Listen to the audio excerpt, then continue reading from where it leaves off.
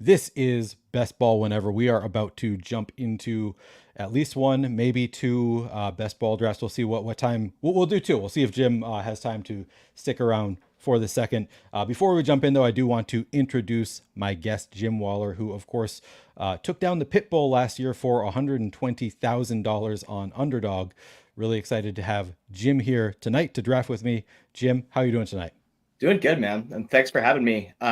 Been really enjoying the streams, trying to be active in the Discord, and it was excited to come on and talk shop a little bit. Yeah, appreciate you trying to grow the Discord, and I guess this is a good time to remind any viewers to go join the Discord. You can see the link in the description below. The Flannelverse Discord. We talk some best ball, we talk some DFS, whatever you want to talk about, we can talk about in the Discord. So go join that, and of course, like the video if you haven't already done so. Subscribe to the YouTube channel. Jim, before we get started, I want to ask you a little bit about the Pitbull. What was this contest that you took down last year? What was the buy-in? How many contestants?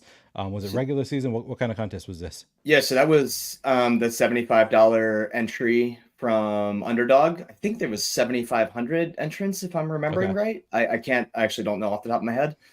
So pretty flat advance rates. I think it was like 2 out of 10 each way, and then the final was like 30 people or something like that. So yeah, it was really good. Ended up capitalizing on some CD Lamb, Devontae Adams, end of round one, round two turn, Yep. Very um, nice. to have a little bit of leverage off the Amon Ra slash CD Lamb stacks. So that was awesome. And yeah, it honestly, because it was a smaller final, it wasn't like I had the nuts with my team. You know, there were, I think Jake Ferguson scored like 5 points or something, and Yeah. he ended up being one of the guys who cashed for me. I'm pretty sure I can actually pull a lineup so I can see what I'm saying here is correct. But yeah, I mean, I ended up I had Lamar on there and Isaiah Likely, so that was kind of Likely was kind of one of the biggest hits. It was weirdly a 4 tight end team, which I checked the Okay. BBM DB thing, and I only did, I think, was it like 3-4 tight end builds in BBM total, and then I don't know what it was across all of my exposures. So it's weird that the one that Pretty I rare thing. won, Yeah. my 18th round tight end flyer, ended up being what came through for me. A four tight end team where your scoring tight end got you 5 points. That's yeah. Yeah, well, and Was it Likely. because of the So tight ends? he Yeah. was Okay. flex. Yeah. Oh, I see. I Um, see. mhm. Yeah, So we were talking before we started that Jim is a Baltimore homer. You can see it right on his hat. Loves to draft Lamar Jackson and I his do. pass catchers. So I guess did you end up with a lot of Likely last year? I did not. I Okay. had some. I took flyers when I would have a Lamar stack and got to round 18, and it was like I didn't really do it. You know, if I missed out on, especially when Zay Flowers started getting priced up, or if something, you know, like those pass catchers all kind of went in a row with Zay, Odell, and Bateman. So if Yep. for whatever reason, if it ended up getting sniped out of it, I would pull some Likely at the end of drafts. I liked him as a Yep. leverage piece in case Andrews did get hurt, but which obviously ended up with kind of the optimal situation there for that one. But Yep. I had more Andrews than I did Likely for sure. Okay. Is that a guitar on your bed in the It background? is, yeah. Nice. Nice. Um, Are you do you play? I take it. yeah, I play a little bit. Yeah, there's not much room in this room. It's my like office slash I don't know everything else room Okay. in my townhouse. So the guitars ended up on the bed because there's no Nice. real other room for them. But yeah, last year was pretty great. And obviously winning a contest is super exciting. It's a rare. Kind of There's only so many best ball contests that you can win. So to win one where $120,000 is the top prize, yeah, you'll take that all day. for sure. And I had pretty much a dream run out for the regular season overall, but regular season of BBM specifically, where basically all my player takes hit pretty well. I was super high on Kyron and Mostert and like Kenneth Walker and Ayuk and a bunch of other guys who really got the job done at like 25% ish for some of Yeah. those. Very nice. Unfortunately, and I think it was Neil Farley who ran like the numbers, and I basically ended up being the most unlucky playoff person for Yeah. BBM. So I had like I don't know how he ran his numbers, but he basically said I had like a 10% chance to win the whole thing. I had a Damn. team that made week 16 that missed by a couple of points that would have finished second, which I mean, a million people have that story, but Yep. I it have felt that really story actually. good. It felt Yep. really good to get it back in the other contest. Like if I'm going to run super Right. below EV in my BBM run out, it's nice to get lucky on one where, I didn't maybe have the same caliber of team. So Yeah, yeah, I definitely love worked it, out man. overall. I mean, you'd prefer $3 million, but that's kind of a 1 in a million chance you're going to win that, obviously. It So certainly is. take that 120. I have tried to kind of realize that, or like compensate for that by saying that I would have had my team made it in like a random pool or just randomly advanced in the pool it was in. I would have been in first going into that final Green Bay Vikings game, and then I Yeah, would have watched myself have the win slip away. And right. honestly, I don't know if I could like ever enter a best ball tournament Can't recover again from that. if Yeah, I that would be if I brutal. watched that go down. Yeah, Because not only like the 3 mil, which basically means you just win at best ball forever. But then, especially since now the prizes are smaller, yeah, but right. all that comes with it, it would have been super fun. So Yeah, I'll take my win where I can get it, and I don't know, maybe we'll yeah. take it down this year. Maybe this stream This is will, going to be the one. It's only going to be $750,000, so it's not man. that exciting. But we'll take I'll the live money they with give it. us. Yeah, We'll have the we'll live stream with for 750. posterity. It'll be really good. Yeah, that's true. We can replay how we drafted the winning team. It'll be great. I like that you keep a positive outlook, looking on the bright side of things where things didn't work out in that tournament. But yeah, $120,000, pretty damn cool. It makes it Um, easy. so we're about to jump into a stream. Let's take it just a couple minutes to, I've kind of first looked at the schedule. I haven't done a stream since the schedule came out. Have you noticed any? Have there been any like matrices that you've noticed? Any particular teams that you like for the playoffs, or has that not So really like seeped into your brain just yet? not, I mean, I don't know about I know I noticed on I guess the stream with Bindles that you did earlier, you were talking about Seattle being, I think, matched with the NFC North. So I hadn't um, conceptualized that for myself yet. But I do like that Seahawks Bears game. I think, I like the Seahawks. They were my most owned team just in the puppy so far with, just they're very easy to get their pieces. They all go in kind of different zones. I think DK is good value where he goes, and then Lockett and JSN are usually there. I really like Font as a late end tight end, so I end up with a lot of their guys anyway. And then you throw them in with the Bears, who obviously have three different fun receivers to pick. I think that's going to be a fun matchup to maybe not do primary stacks for, but like a receiver and then another receiver coming back, I think is pretty going to be pretty heavily featured in a lot of what I do, at least right now.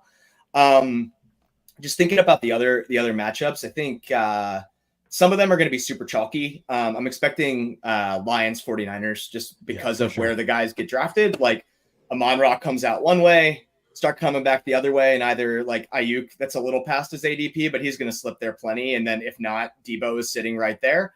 Or the other way around, where I know people have already been talking about CMC kind of just getting paired with what's Laporta. his name? Laporta, yeah, with Yeah. Laporta on the Lions side. And so like that one, super chalky for me. Same Ravens, Texans. There's so many Texans Yep. receivers. You compare them with the Ravens. I mean, the Lamar Andrews at the turn has become really common, I think. And then you throw a Texans receiver in right before that with either Collins or Stefan Diggs or Diggs. Dell. Yep. Right. Yeah. Any of those can fit. And yeah, I think Cardinals Rams is the other obvious chalk piece because you have Marvin Harrison sitting there right there with Puka at the 1-2 turn. So um, if you get those two, I think like not maybe it won't be as prevalent as CD Lamb, Amon-Ra, but I think it's a very similar proposition, especially with a lot of sharp drafters, a lot of early drafters really being high on Marvin. Puka is pretty solid in that like 9 through 12 space. I think those two will come up a lot as well. And then you obviously have McBride coming back on the other end. So, and Cup in a similar range. So I think those ones will be chalky. I don't know if that makes me want to draft them more or less. I think they're good matchups. I think it's a weird balance, right? Where you want to have upside, and the easiest way to upside is having games that go off and correlate, and all of that makes sense to me. But then simultaneously, I maybe selection bias of the previous season, but there was nothing that made me happier than going into the final week with Devontae Adams instead of Amon-Ra, because Exactly. everyone Yeah. in my pool had Amon-Ra, and I love Amon-Ra. Amon-Ra was a fantastic pick, and he won Fareed $3 million. So obviously Amon-Ra was the pick, at least that got the job done. But there is a part of me that wonders, if correlation among sharp drafters starts becoming overly emphasized, and I think a lot of Yep. people have kind of started talking about that this year. Does it make more sense to get unique and just hope for the best. Like you go into a DFS lineup, and I think a lot of people correlate it that way. But if there's two guys that are $8,000 on DK, if one of them you knew was going to be 40% owned and one of them you knew was going to be 5% owned, you would take that one every time. Now Yeah. it's hard to project that because you have no idea how regular seasons are going to go. I mean, I'm high on Devontae Adams right now, but if he has a 280 point regular season again, he's going to be on a lot of advancing teams. Whereas last year got kind of lucky where he didn't. My thesis didn't play out, and then it did in week 17, which is a little different. Yeah. Yeah, it's an interesting conversation. The week 17 piece. I don't think that the winning lineup last year actually benefited from the week 17 correlations at all. I know there were pieces in his lineup where it was like, well, he only drafted that player because of the correlation with these other players, but it was like, yeah, but those other players, I don't know. It didn't seem to really be a factor there, but it certainly could be. So I go back and forth on the how much do you really want to be focused on the run back in week 17. But it's certainly a bonus to get that as long as not that many people are doing it, where it isn't becoming like a combinatorial, like really chalky build to do it. I think it makes sense. But I've said before, it's not like a huge like main focus for me, but certainly something that we can think about. I'm trying to work out this little matrix that I have going in my head, and I haven't looked that closely at that many teams. We're just looking at the NFC North with Seattle. So I just want to read off the games that we have because I think we have multiple spots where the games play each other, or the teams play each other twice. So we have Chicago at Minnesota, or within this matrix they play multiple games. So if you pair up these four teams, I think you get multiple games against each opponent. So you have in week 15, starting here, we have Green Bay at Seattle, Chicago at Minnesota. Then in week 16, we have, pulling this up here, Minnesota at Seattle. So going right back to it, we have Green Bay hosting New Orleans, so they are not part of it. And then Detroit at Chicago, so they are not part of it. But then in week 17, we also have Seattle at Chicago and Green Bay at Minnesota. So I think if you maybe I haven't thought about this too hard. It's just kind of a first glance. It appears that if you get those four teams, they each play two of the other opponents. I think I haven't sketched it out, so I could be wrong. People who are not doing a stream right now, you could correct me. I haven't looked at this that closely, but I think that there is something there. At least a couple of those teams seem to be playing each other twice. So that's one little matrix I've noticed. But again, have not really dug in that far into the schedule yet. Kind of just first glance. I think that you kind of nailed all of the chalk. I do think that Miami looks a little bit worse. The fact that they're playing in Cleveland in week 17 certainly hurts the Miami pass catchers at the very least. Maybe it helps the running backs, you could argue. Like if it is a win game, maybe they just run the ball a little bit more. I don't know that you can. I think it's generally going to hurt the team, though. They're not going to score quite as much. But yeah, I think you basically nailed the chalk pieces. I'm sort of interested in Denver, Cincinnati in week 17. For sure. I mean, I think you could see Chase completely blowing up that, or Higgins, but like Denver, whatever one is not being covered by Surtain or just in general. I think the AFC North is going to be tight. So I think Cincinnati will, in all likelihood, have everything to play for at that point in the season. Probably. And Jamar Chase I mean, it wasn't this past year, but Jamar Chase, I think it was the year of BBM 2, went off for like 50 points or whatever, and ended up being the piece that Liam needed when he won. So definitely some, one of those guys that has the upside to go off at any range. And I think what I like about that game, along with some of the other ones that you mentioned, is how easy they are to stack. That's why I've been gravitating towards Seahawks Bears. And I think Falcons Commanders kind of falls into that same line where there's interesting pieces you can pull in. Like maybe you start a Bijan team, and it's not particularly difficult to even end up with, and the Commanders are so jumbled where I don't even know who, beyond Terry McLaurin, who is going to even be like the wide receiver too. Like you could end up with Luke McCaffrey as being a super prevalent receiver for them. So I've ended up with, I like Daniels a lot. I think just the rushing upside. So even then, I think if you start with London or you start with Bijan, like there's a lot of fun options to come back at them with the Commanders. And I think they could potentially be underpriced anyway. Yep, absolutely. I've been pretty in on the Commanders. Really like Jaden Daniels.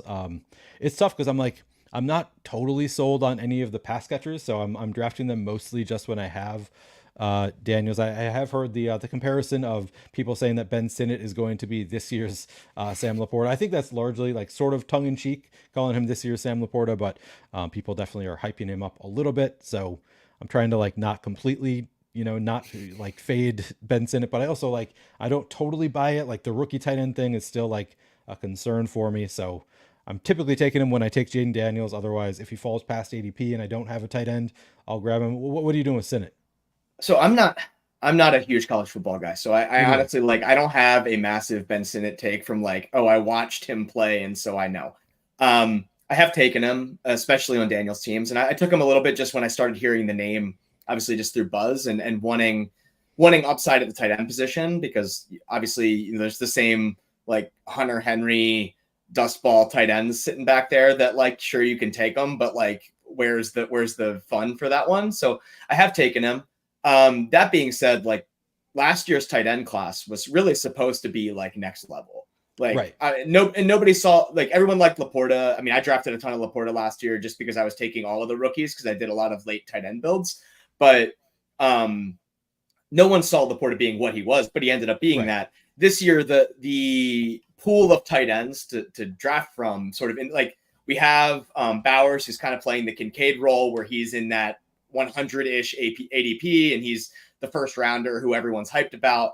And then after that, there's really not much. I mean, Sinnott was taken in the second round, so there's some real draft capital there. Yeah. But at the same time, I don't know if he's going to be heavily featured in that offense. I mean, we don't really know what that Commanders offense is going to look like necessarily.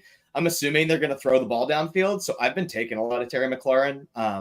He's had a lot of bad quarterbacks in his career, and he's always been consistent. He was going in like the fifth round last year, and he pretty much gave you what you would expect in that area. He didn't really blow up, but he didn't hurt you either. Yeah. Um, I mean, I know enough about Jaden Daniels to know that he should be able to potentially replicate what Sam Howell did with his arm. And then obviously there's the rushing upside with Daniels, but so I like McLaurin. I also like him because I don't really believe in Jahan Dotson after he kind of fell off last year. So the Agreed. only piece of that offense I really have any confidence in of if I were a new offensive coordinator coming in, like I would be scheming things for Terry because I Yeah. know he can jump. Absolutely. But I'm Absolutely. taking flyers on the rest of them. I mean, Jahan Dotson, I'm taking flyers on McCaffrey. I'm taking both running backs. I don't love Eckler, but like I don't know, it's kind of appealing. Maybe he gets a lot of dump offs. But I'm high on Brian Robinson. His ADP hasn't moved at all despite getting all the work last year. So I don't know. I think he's a pretty Yeah. solid one. I'm a pretty much a zero RB bro at this point in my life. So guys like Brian Robinson or Devin Singletary or Yeah. They whoever look great in that range. end up being par for the course when you need those projectable carries. Yeah, absolutely. Absolutely. All right. Well, I think we are going to jump into a draft here. I will acknowledge Burdoggy, good to see you. Do you have a brother named Chris? I do not. Okay, this is not your brother. Maybe I'm his brother. Hello, Chris, my long lost brother. ANS Comedy warns us that Derrick Henry is about to vulture all of the red zone work from the Ravens guys. We'll see. We'll see. ANS Company also asked, just wondering, do y'all think Week 17 matchups matter on drafters format? Not any more than any other matchups. I mean, you want to like softer schedules are going to be good, I suppose. On schedules for the offense are going to be good, but yeah, the Week 17 matchup just doesn't really matter any more than any other week on drafters because it's cumulative for the entire year. So I wouldn't worry about that. Ian, ow! This is the guy who is in charge of my Timberwolves tickets. What's up, Ian? Yeah, it is. I think I'm just as diverse as any other year. Actually, I think that I am. We are. Oh, it's Snatch Cashers. Okay, yeah. So you change your name, Chris. Okay, now I know this, Chris. And what's up, David? Good to see you here as well. All right, we are going to hop in. So if you guys want to get into a Best Ball Mania draft with us, we're about to get started. On the Henry vulturing the red zone work. I mean, that was just Gus Edwards' job anyway. So it's True. they don't really like Lamar scores touchdowns with his legs, but they don't really battering ram him in from like the 1 yard line very often. He's been hurt before, and two, he's honestly just not very good at it. I mean, I don't know why. Like he's like Joe Flacco was much better at like a QB sneak for 1 yard than Lamar is. So Really? I think Henry could absolutely be a smash though. I think leading the league in touchdowns is surely in the range of outcomes for him Yeah. in that offense. All right. Let's see. We have Nine. our group here. Do we have people that I know? And anybody who is in the? I don't think anybody in the chat is in here with us. At least that I immediately noticed. NFS 5EO, Drew Maldo, GB, Gator Heels, Supersonics, Bonesaw, CMAC. FFF that the cashier. So I don't think anybody that I recognize from chat is in this group with us. We are in the 9 hole, Jim. How do you feel about the 9 hole? That's like where I've been drafting for the most part at this point. I have a way disproportionate number of, and I was super lucky, or I guess lucky depending on how you look at it. I got a lot of first like top 3 picks last year, and so I ended up being above weight on like Jefferson, Chase, and Tyreek simultaneously. Whereas this year so far, it's been a lot of that 8-9 hole. I like, it depends. If there's fallers, those are fun. I feel like it's been pretty chalk so far. So I feel like I usually have the choice of like Puka or AJ Brown, Yeah. which is where I've been going with those picks. I like them more than the guys behind them for sure. Yeah, I think that is. I mean, I pick typically I'm just playing the chalk in the first round. Mhm. Also, just like going by ADP most of the time. So probably that will be our choice. I've seen it happen. I actually was in a draft, a stream draft, I think last week, where I passed up on Brees Hall at like maybe pick 8, and he ended up going at the 12th pick. So it does happen from time to time. Here we go. GB takes Amon Ra with the 4th pick, so that's a little bit going away from the chalk. We'll see if that continues. Gator Heels taking a little time to make their pick. Who's it going to be? Jamar Chase. J Jets goes. So now for the those top six are 6 of pretty. chalk. Yeah, They're pretty chalky. that's basically the top 6 almost Mhm. every time. Occasionally Bijan or Brees will go ahead of one of them, but if Brees goes at 8, then yeah, we have the exact chalk start. Which again, that's typically what I do too. So I'm, that's not saying anything negative about it. But we can see what is. All right, so who goes Brees Hall? Do we want to go Puka Nakua, AJ Brown? Do you have any strong opinions here?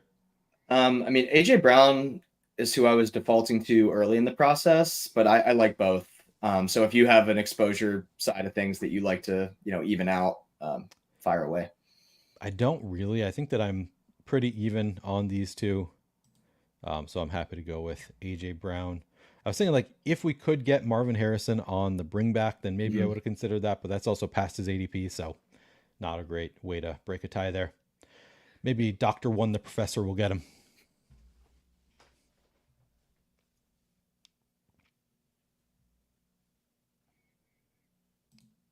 Interesting. Jonathan Taylor at 11. That's a little bit different. Sam Laporta. Wow. Okay. Well, we've walked Okay. into a fun one. So I'm a fan of Drake London here, but I could be convinced to do something different. Drake London's fine with me. I think he's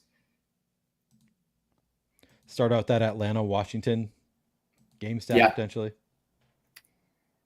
Yeah, I mean he's a little scary because I mean if you've never seen it when you're taking a guy at the 1-2 turn, but then I guess if you compare it, like Marvin Harrison's never done it before either in the NFL, so it's like when you hit that, I really think there's a line after Puka or Garrett Wilson, depending on how you look at it, in terms of receiver tiers a little bit.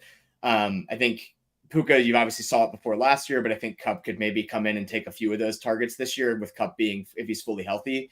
And then Garrett Wilson, if there's a healthy Rodgers, I would think he just absolutely smashes anything he's done previously. Yeah. See, I sort of consider Drake London, Marvin Harrison to be part of that tier, even though they haven't done it yet, just because it feels like such a big upgrade Mm-hmm. for that Atlanta offense, getting Kirk Cousins, getting a new coach. It just feels like things are going to be changing. They've talked about how like the coach came in and says that my guys are Drake London and Bijan Robinson. Like didn't, and I'm big on Kyle Pitts too. Anyway, even though he didn't say it, but like those are the guys that he named as like these are our stars. We got to get them the ball. Mm-hmm. So I don't know. I'm pretty into Drake London where he's going early second. I don't see a big distinction. I guess I can see your point is correct. Obviously that Aaron Rodgers like that's such a huge upgrade. Anybody's such a huge upgrade over Zach Wilson, but yeah, getting a Hall of Fame level quarterback there it is a big upgrade. So maybe you're right. Maybe there's a tier there, but it's all pretty close to me around that For turn. sure. And it very rarely comes up that because Garrett Wilson pretty much exclusively goes in front of Drake London. Like I haven't True. seen him fall behind him. I don't really have to make that decision. And I like True. If Garrett Wilson falls to round 2, I'm obviously happy to get him with maybe one of the traditional round 1 guys. And if not, Drake London is definitely one of the first guys off the board I'm looking at Yeah. that 1-2 turn. So if there is a tier, there's no breathing room for the tier break, because I don't like any of the running backs there. Gibbs is fine, I guess, but I would still rather take a receiver. 100%. Yeah, that is a good point. Like, kind of doesn't matter if there is a tier there, because you just never get, you never get Garrett Wilson to fall into the second round very far. So, not really something we have to worry about that much. I do wonder in August, like, get some more casual drafters in there. If like Saquon can start, creeping up that board a little bit and getting into a place where he can start to, if Saquon does kind of the Nick Chubb route from last year, where he ends up at like the 1-2 turn, maybe some of these receivers can kind of drift back. I know Jonathan Taylor obviously went in round 1 in this draft. Like, if some of the folks come in later summer and start steaming a little bit on the running back front, maybe we can get some more interesting late first wide receiver builds. But for right now, it's like, cool, here's Marv, here's Drake London. Here we go. So this is interesting. Saquon fell all the way to 20. That's pretty late for Saquon, I think. Even though I'm not really high on Saquon, like that's kind of where if he fell to 20, maybe I take him just to get some of him in my portfolio. But yeah, I guess ADP of 15.7. It's not that strange. Yeah, I mean, I'm never taking him at 15. So, I mean, maybe I would consider it at 20. But I like a lot of the receivers there. I think there's no gap. I think you said it earlier, but like, I don't really know what the gap is between Saquon and Derrick Henry or Kyron Williams or any of those guys, or ETN even. Like, I don't know what the gap is. He's talent wise, I know some of the metrics, and I'm not like a encyclopedia on any of that, but I know some of it has shown that he's not actually that comparatively dynamic in terms of like stats above expectation with the amount of volume he gets. And so I didn't hate him on the Giants, even though I faded him last year because of the injury stuff and whatever. But yeah. All right, so this is I think I have the leg up rankings in here primarily. Do you have any thoughts? We can go by ADP if that's easier for you. But DK Metcalf, Josh Allen, Jalen Hurts. I'm probably smashing DK there. All right, I like that, and that way we might be able to get Hurts to come back to us, because somebody took Devontae Smith before us, so we have the inside. If somebody else who doesn't have an Eagle doesn't take him, we could get Jalen Hurts on the turn. How would you feel about that? I guess I should ask. Yeah, I like Hurts. I don't like to, I know some people early in the cycle, I think we're doing some like Eagles onslaught stuff where they were taking like Barkley, Hurts. I've done some of that. Yeah. That doesn't ever feel good to me, because I think I mean, I would take the double wide receivers with Hurts and hope maybe that in a playoff scenario they ping pong off of each other, and you need Devonta in week 16 and then you need AJ Brown in week 17 or something like that. But I would have no interest in Saquon in a build with Hurts, because I think Hurts' value really relies on him getting the push into the end zone with the sneak. And I think if Saquon is going to pay off a round 2 price tag, he needs to have he needs to be getting that goal line work. Yeah, I think that is a reasonable take. Yeah, I've done it a few times, maybe a couple. I don't know. I haven't done it a ton, but I have done it. Just it is kind of fun to build out. But I think you're probably right that it's not actually the right build to do. Should we do Jalen Hurts here? Yeah. A little bit past ADP. Yeah, that's all good. I think with the 3 receivers, you got a lot of flexibility there. And yeah, I mean, it's fun. I think maybe even more so in like a non BBM contest where the final, like if you were in like I think that's where I did it too. Yeah. You're in like a mid stakes contest where the final isn't quite as big. I think you could be like, the Eagles are just going to be the best offense in the NFL and make that bet and maybe feel okay about it. But when you need to run pretty pure to beat the BBM final, I would not want to have Jalen Hurts and Saquon Barkley if that's my one team that makes the BBM finals. I would be pretty concerned about how I get there. Yeah, I think that is a strong point. People in chat pointing out, look at FFF That's team on the near the far right is 3 elite tight ends. That is a bit different. I don't think I've seen the Laporta, Kelsey, McBride in rounds 2, 3, 4, and Jonathan Taylor. So he doesn't have a single wide receiver yet. Good luck to you. I mean, only 2 of them can score in any given week, but maybe they do the ping ponging thing. It could work. I mean, I like that more than when I see somebody take 3 elite QBs in that range. True. Not that I like either of them, but no. yeah, that's rough. Um, David says Neil Bonesaw should be viewing. Is this somebody you know, David? I don't. Not sure. Not sure if I know Bonesaw. It's a cool name. Um, why the Walrus? so it's just a Play on your last name. last name play on words. The Wall was my Poker Stars handle back in the day, so I've just kind of rolled it into this. But yeah, it's I don't know. I don't use it for anything except for occasional video games and apparently Underdog. But I ended up I don't know. I had ambitions to start tweeting more. So I threw all that stuff in my Twitter handle and then ended up just randomly commenting on people's BBM builds rather than releasing my own hot takes to the wild. Um, Did you recently change your Twitter name? Because I went to find you and I was like, wait, I feel like this is a different name than he had before. But maybe I don't know if I'm right about I that. might have. I can't remember. It's the same account. But Yeah, yeah. it I did. I think I don't remember what it was before. But I might have. But yeah, we started communicating last year. I was kind of active once I when PD was putting out the advanced rate stuff every week with like BBM DB. Yep. I kind of realized a few weeks in that I was kind of sun running, and so I started being kind of active in that space, which was kind of fun. I mean, it didn't amount to much. I mean, I did end up I was playing with house money by the time we hit the playoffs, just based on regular season stuff with The top BBM. 10,000 leaderboard. Yeah, I was I think one behind the leader in total number of top 10K teams last year. I didn't have anything too crazy high. I had one that was like 300th. I think is like as high as I got. That got like $1,000, but um, none of it really got there. I unfortunately didn't.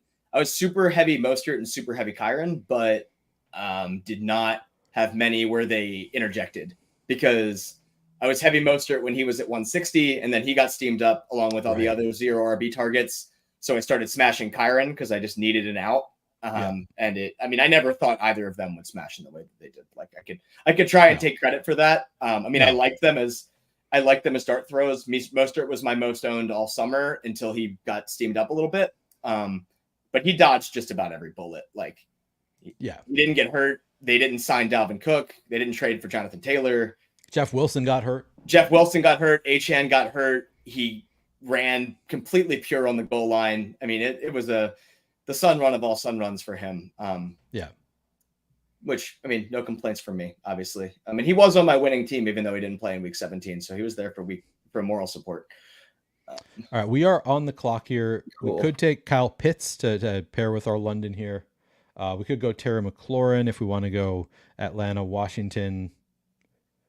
I like Terry. I think that's fun. If you want to go elite tight end, Pitts is fine, but I think also we're gonna have either Pitts or Kittle coming back to us if we want to go TE. So I would take McLaurin. Yeah.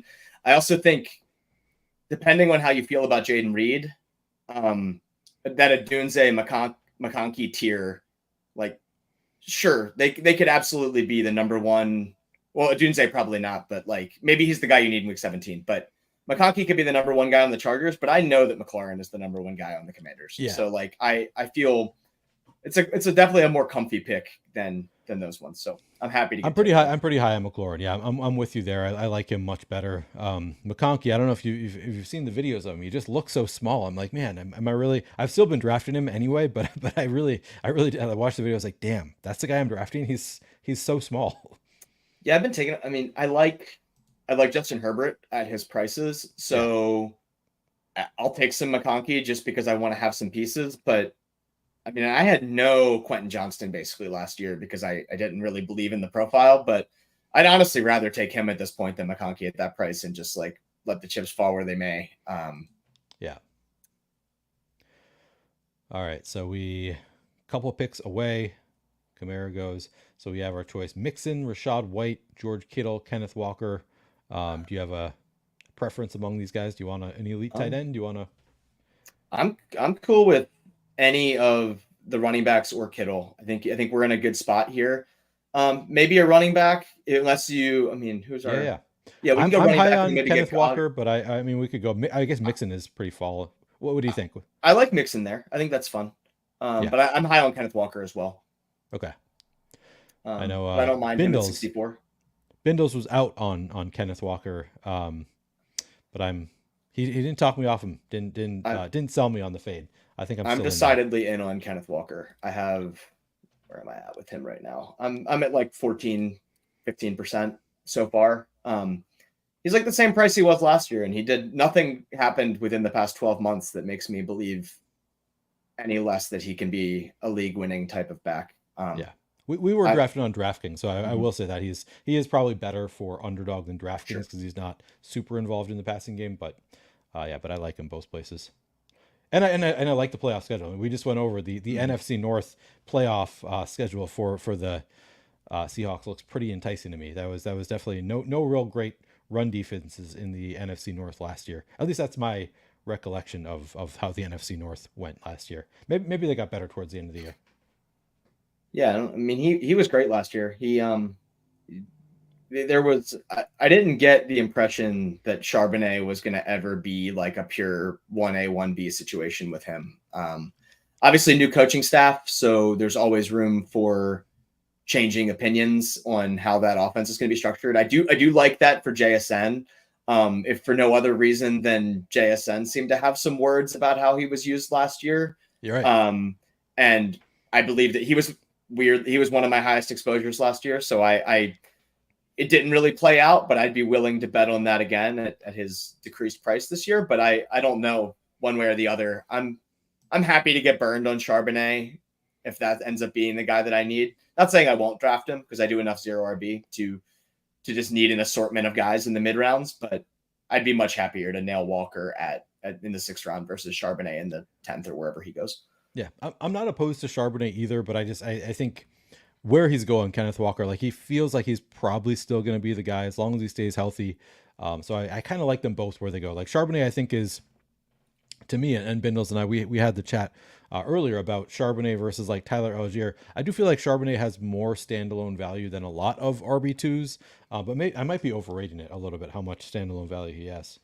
So he goes in front of Jerome Ford and Rico right He now. does, yeah, And I don't really see it. Like Jerome Ford could easily be the number one running back in Cleveland. I'm full fading Chubb until they show me that he can actually do more than run in a straight line. Like yeah. that injury was so gruesome. And I love taking a bet on ACLs. Like I've done it in the past in fantasy and had it pay off, but that one was really rough. And the volume that you would need for him to get there on, I mean, maybe he'll be great by week 17 and somebody who sneaks him through will end up getting the win, but I don't really see it with him right now.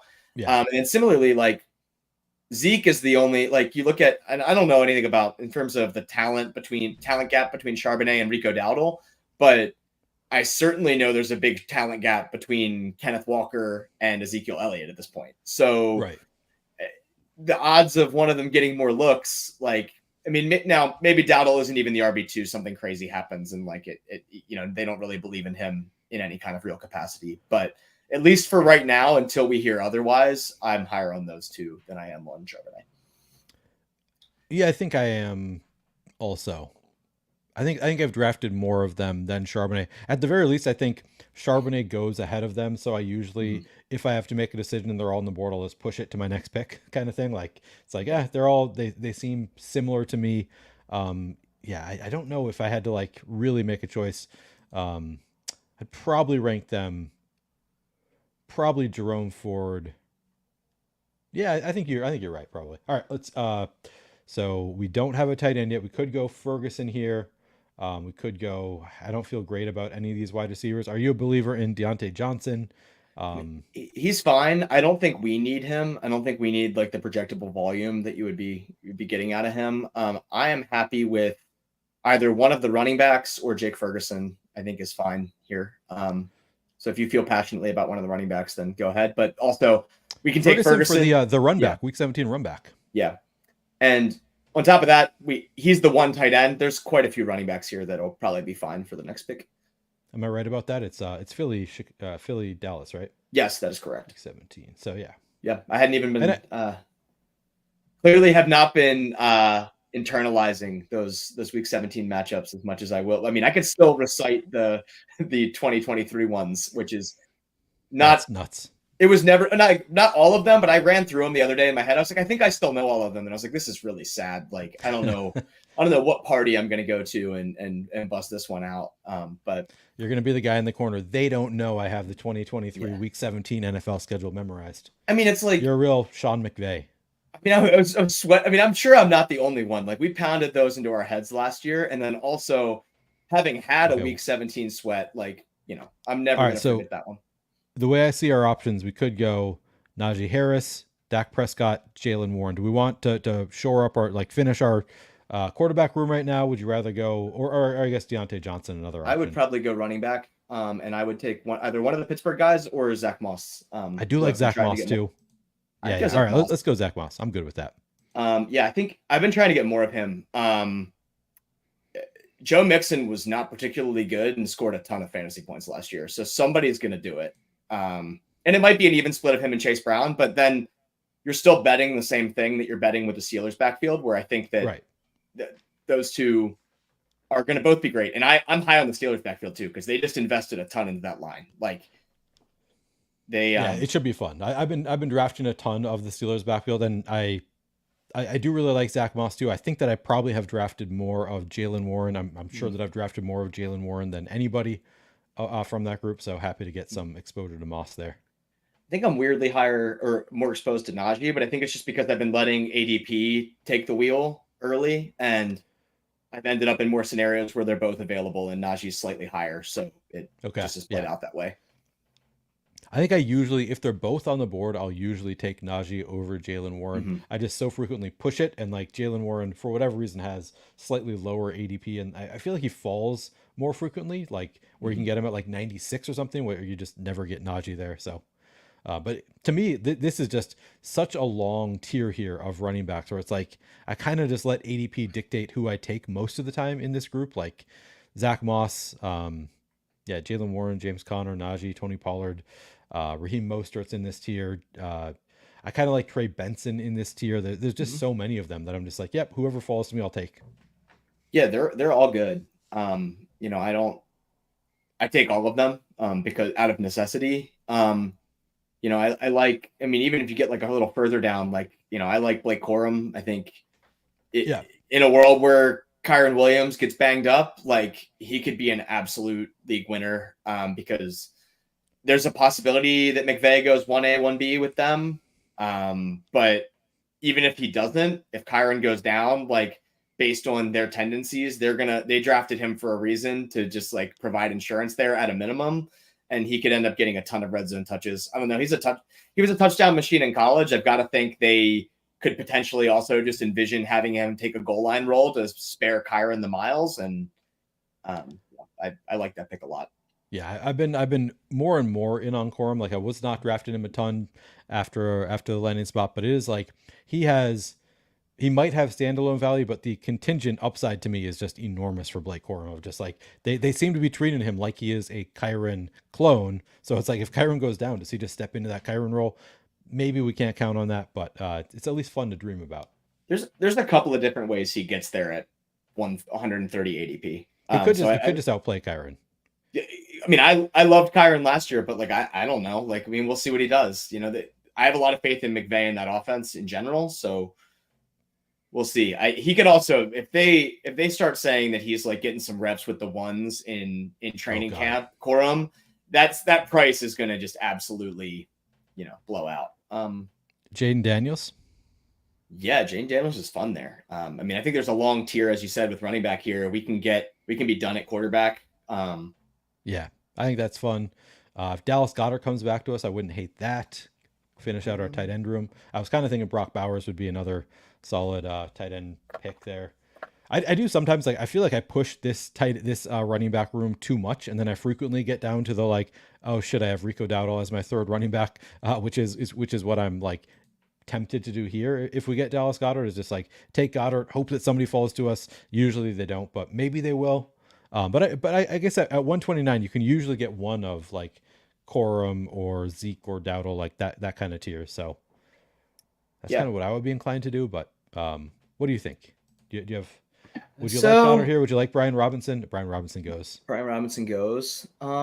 We already have Zach Moss, so I don't We want to go do have Chase Zach Brown. Moss. I don't feel the need to handcuff there. I Um, don't. You said that it sounds like you're more in on Eckler than I am. I'm really. Um, I've taken him a couple times and exclusively with Daniels. I think Goddard is fine here. I don't know who else you would take from the Eagles. So like just at any point in this draft, unless you wanted to go like Shipley at the end. yeah, So yeah, I'm pretty okay with Goddard here. And then we're setting ourselves up nicely. Like you could just as easily go two tight end there. You could do a third if we if Ben Sinnott um falls past ADP, maybe. or just I mean anybody if you get to round 18 and the shiniest thing on the board as a tight Yeah, end, there's no problem. I think, but we're in a really good position with the QB and tight end room to let pretty much everything fall as it will. And I feel good about the two running backs we have. I mean, if you bet on Mixon, which we did, you're hoping he has a true like top 10 RB season, and top he 8 certainly RB can in season. Yeah. Houston. Like he should have opportunities. Yeah, like we bet on not the best talented running backs necessarily, but I think they're fine talents in great situations in both of Yeah. them. Yeah, I mean that Texans team is interesting. I keep looking at it. I have not taken much digs. I haven't taken a ton of Tank Dell, but I've taken some for sure. I've taken I don't think I've taken digs yet, and then I've taken Nico a bunch because just he played so well down the stretch, and Yeah, he's pretty good at that 2-3 turn. But then I look at it and it's like they're not all going to get there. So I'm kind of unsure what to do with that. I know a lot of people have been hyping up that Baltimore Texans matchup, yeah, which could absolutely blow up. I mean, that could be the game that you need. 4 touchdowns for each QB. It's just wheels up. But my brain, I just keep going back to that playoff game, and I mean they basically shut them out. I mean they had their number the whole night. yeah. I know Mike McDonald's gone. I know the Ravens have lost a couple guys on defense, and I also know it's not in Baltimore. So there's a couple of different things, but I don't, there's no guarantee that that's a complete blowout No, for the Texans. And if it's not, like those guys could be, there could be really high ownership of Texans players in week 17 that people need to get there. So I don't know how I feel about that game yet. I probably get some because I'm going to take too many Ravens because I'm a fish. to me it's so hard to like predict what's going to happen in week 17. Like that is Yeah. so far Yeah. away that it's like, yeah, you build out correlations, but like for right now I'm like, I don't know which of these defenses are going to be good. A lot of the defenses that I thought were great last year for most of the year, like San Francisco was like a great defense for a good portion of the year. By the end of the year it was like you were targeting San Francisco. It was like there were so many of these defenses that we thought were great, and then by the end of the year it was like, oh, but they have a shitty running, like just like there were parts of the defense that weren't that good. So it is something that I want to try to do, particularly, I mean, for obviously for week 17 correlation, for like weekly winners. That would be, if I could nail down which defenses are actually going to be really soft, that would be great. But for now, I have not nailed down which defenses are going to be bad for late season next year. Yeah, I mean, nobody knows. And I think it's funny. It's been interesting watching some of I'm a pretty compulsive best ball content consumer, just because I find it interesting. It's easy to throw it on while you're just like working or doing whatever. And it's been fun listening to people like last year before, people really pounding the table, trying to advocate on the fact of like people should acknowledge that week 17 correlation is important, which the thesis always made sense to me. Totally get it. And then everyone now having to be like, okay, like maybe we need to check ourselves as the community and realize that like every single one of your Lamar Jackson teams doesn't need to have 2 Texans and 3 Ravens, and and I think that was always, it's always a balancing act. We're looking for edges when we can get them. Right. But it's an interesting process. Okay. We did Yeah. end up getting some running backs back to us. Yeah. It's just the same ones that always come back to you. That's the thing. It's like, Yep. these are like, okay, then you have your choice between these four guys. Sometimes it's down to three, but it's like, they're not like, I don't feel great about them as my third running back pick, but also they seem fine relative to the guys that go before them. Um, Yeah. do you, I guess let me remember. You laid it out. Rico Dowdle is your favorite, or Blake Corum? Who do you like I would here? be Dowdle or Corum here. We do have the Dallas pieces, so we could get another one with Rico True. against the Eagles. That seems fine. Yeah, that makes sense. Yeah, All right. it's probably a leak that I haven't taken Zeke much. He could very It, easily get the touchdowns. I feel so uninspired by it. Me too. I've done it some. I kind of hate it every time I have to do it. Like when he comes to me, I'm like, I guess I'll do Zeke. Like I've only done it a few times, and it never is like, oh, I love this. I love that I got Zeke with this pick. It's more like, he's probably going to be like, he feels to me like Adam Thielen from last year, where like he'll like early on, you're going to be like, oh man, why did I not draft more Zeke? And then by the end of the year, it's going to be like all these Zeke teams that made the playoffs are dead because he's no longer a big part of the offense. Maybe he's hurt. I don't know. Who do you like here? Let's sort by ADP. Could go. We could go Charbonnet here. I would Uh, take Jerome Ford. oh, that's right. You don't like Charbonnet. I was thinking I don't because we know. have DK Metcalf like Yeah, theoretically, but you can, if you want to do that correlation, I think it's fine to take Charbonnet we here. don't. I mean, we don't need to But correlate I, every I would single. take I would take Jerome Ford. I also like, given that we are a little weaker at running back here, I think Jerome Ford, especially early in the year, is a lot more projectable than Charbonnet. Yeah. Obviously we're playing for upside, but I think that like if we're trying to make this team consistent and we're getting there, I like that more than a clear guy who I think is behind Ken Walker. Yeah. A Zeke leak, if you will. David That says, yeah, that's that good. lines up.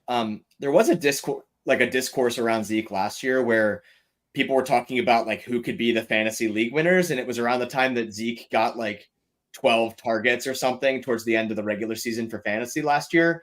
And I just remember not being in any way concerned about the fact that I had zero Zeke Elliott going into fantasy playoffs, because it was like, okay, maybe he gets there, but like I really don't think it's going to happen. And so I'm having a hard now. That's the Patriots. This is the Cowboys. It's a better offense, but he's not going to get the targets he got last year. He would need to get it via touchdown. And I don't know. I'm willing to lose that battle. If in week 17 Zeke scores 3 touchdowns and that's how somebody gets there, I'll admit defeat and congratulate them on their win. Yeah, I go back and forth because it is like he went back to Dallas where like we know Jerry Jones loves him. We know Jerry Jones has more influence than he should on what they actually do. So it's like maybe they just do like run Zeke, and I feel like he's been pretty healthy throughout his career, which obviously that, you're healthy until you're not, but like I don't know. I kind of think he might be a thing more than I want him to be. I also don't think he's going to be this year's Raheem Mostert. Like, I don't think that he has the upside to ever be like that guy who's just like, oh my God, you dominated. He has the upside to be like Adam Thielen. I don't know, just like a guy who worked out at ADP, but never is like, if you didn't have him, you're dead. Zeke could potentially get there through volume and opportunities in the red zone. I don't think he's particularly talented anymore. I think No. Raheem Mostert is still plenty talented. Like he does not have many miles on his legs. He has been as healthy as he's ever been. He's in an offense that fires on all cylinders. I mean, last year when he was going at like 160 early in the cycle, there was some quote towards the end of the previous season where he had said like him and McDaniel talked and they had kind of eased him back in after his injury. So his number of carries were down, but he had said like, we already talked about it. Like I'm going to be getting more carries next year. And that just kind of stuck with me through the early draft process of sure, Achane can, and I had a ton of Achane too, but it was like, there's a real chance this guy's going to get a lot of red zone work. And I took all three. Like I think the line or the Dolphins taking all three running backs last year made so much sense. But Mostert, I think, he's super fast still. He doesn't seem to have lost a step. Zeke is such a plodding runner. Yeah. I can't even think about Zeke without thinking about that fourth down play from a couple years ago that they ran where like Zeke lined up under center. Oh, that's right. The Cowboys. And every time I think about him, that's all I can think about. And it was just so. Jimmy, the like last play of the game where they like snapped it to him and yes. he just got immediately tackled. Yeah. That's all I can think about. And it's like he could get there. And I was saying I did all vibes drafting for the first 50 puppies. I'll get some Zeke and BBM. Like I'll find my way to a couple shares, but I won't be leading with it for sure.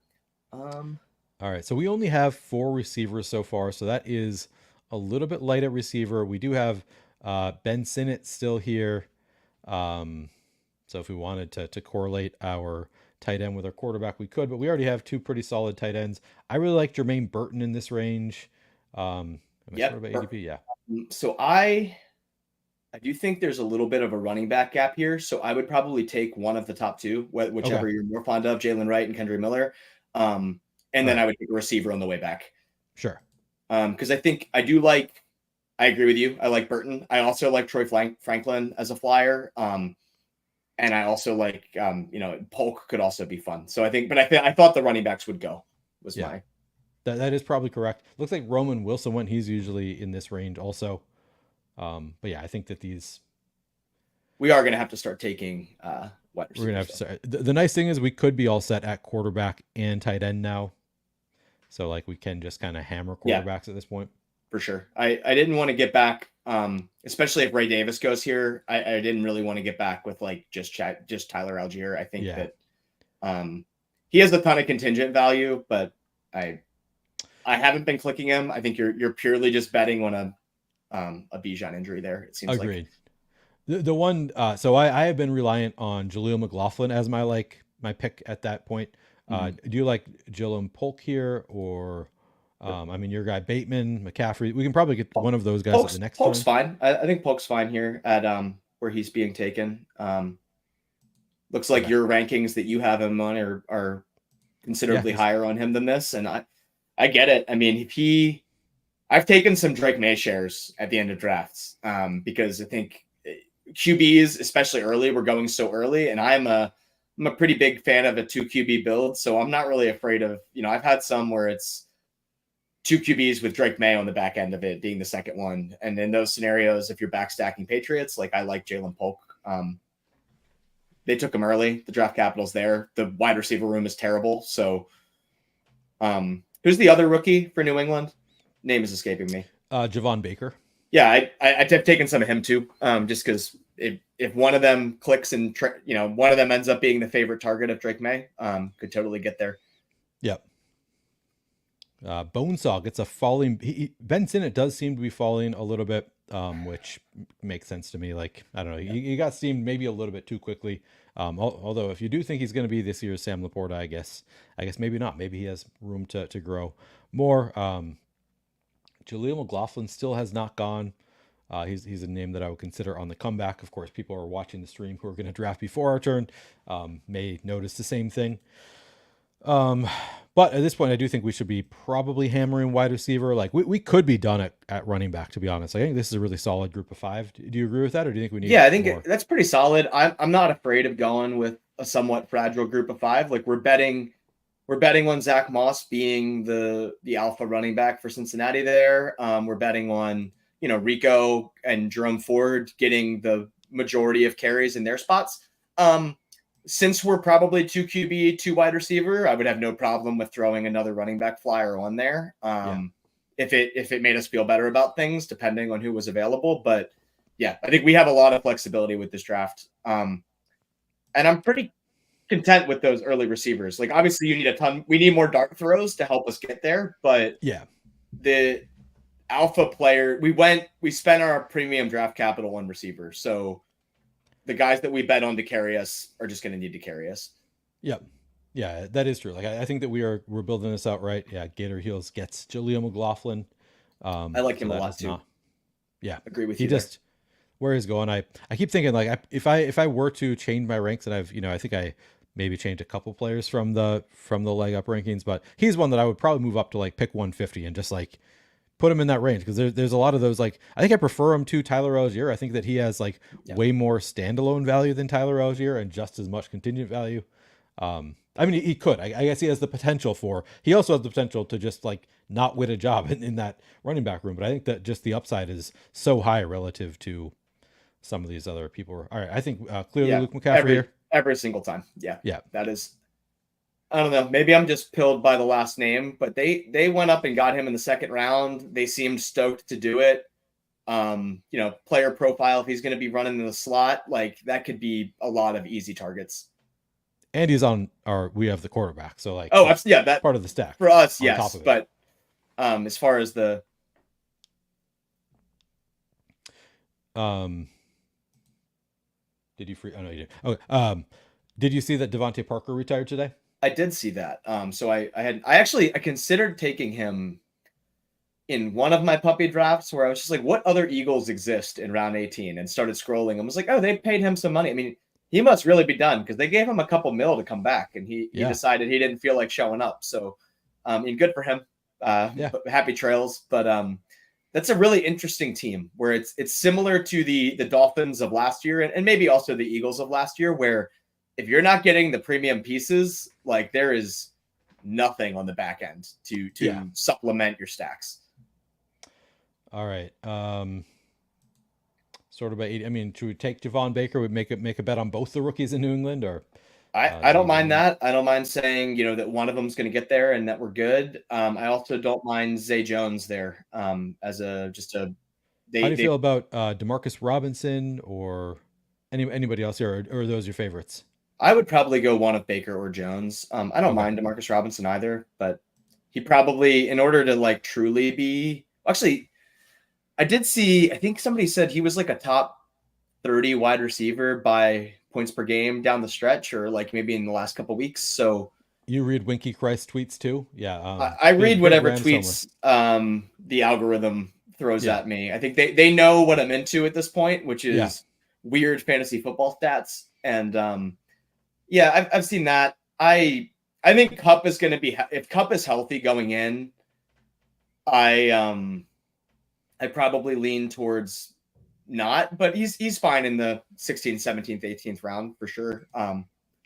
He was Seems just like a so lot of good down the stretch last year, and like they didn't yeah. add anybody, but yeah, I mean, if both Cup and Nakua are healthy, you would think that he's just a wide receiver three. So I don't know. I've been making the bet quite a bit, Mhm. but it's one of those like makes you feel like you have another veteran late addition to your team, and then probably it's not going to work out anyway.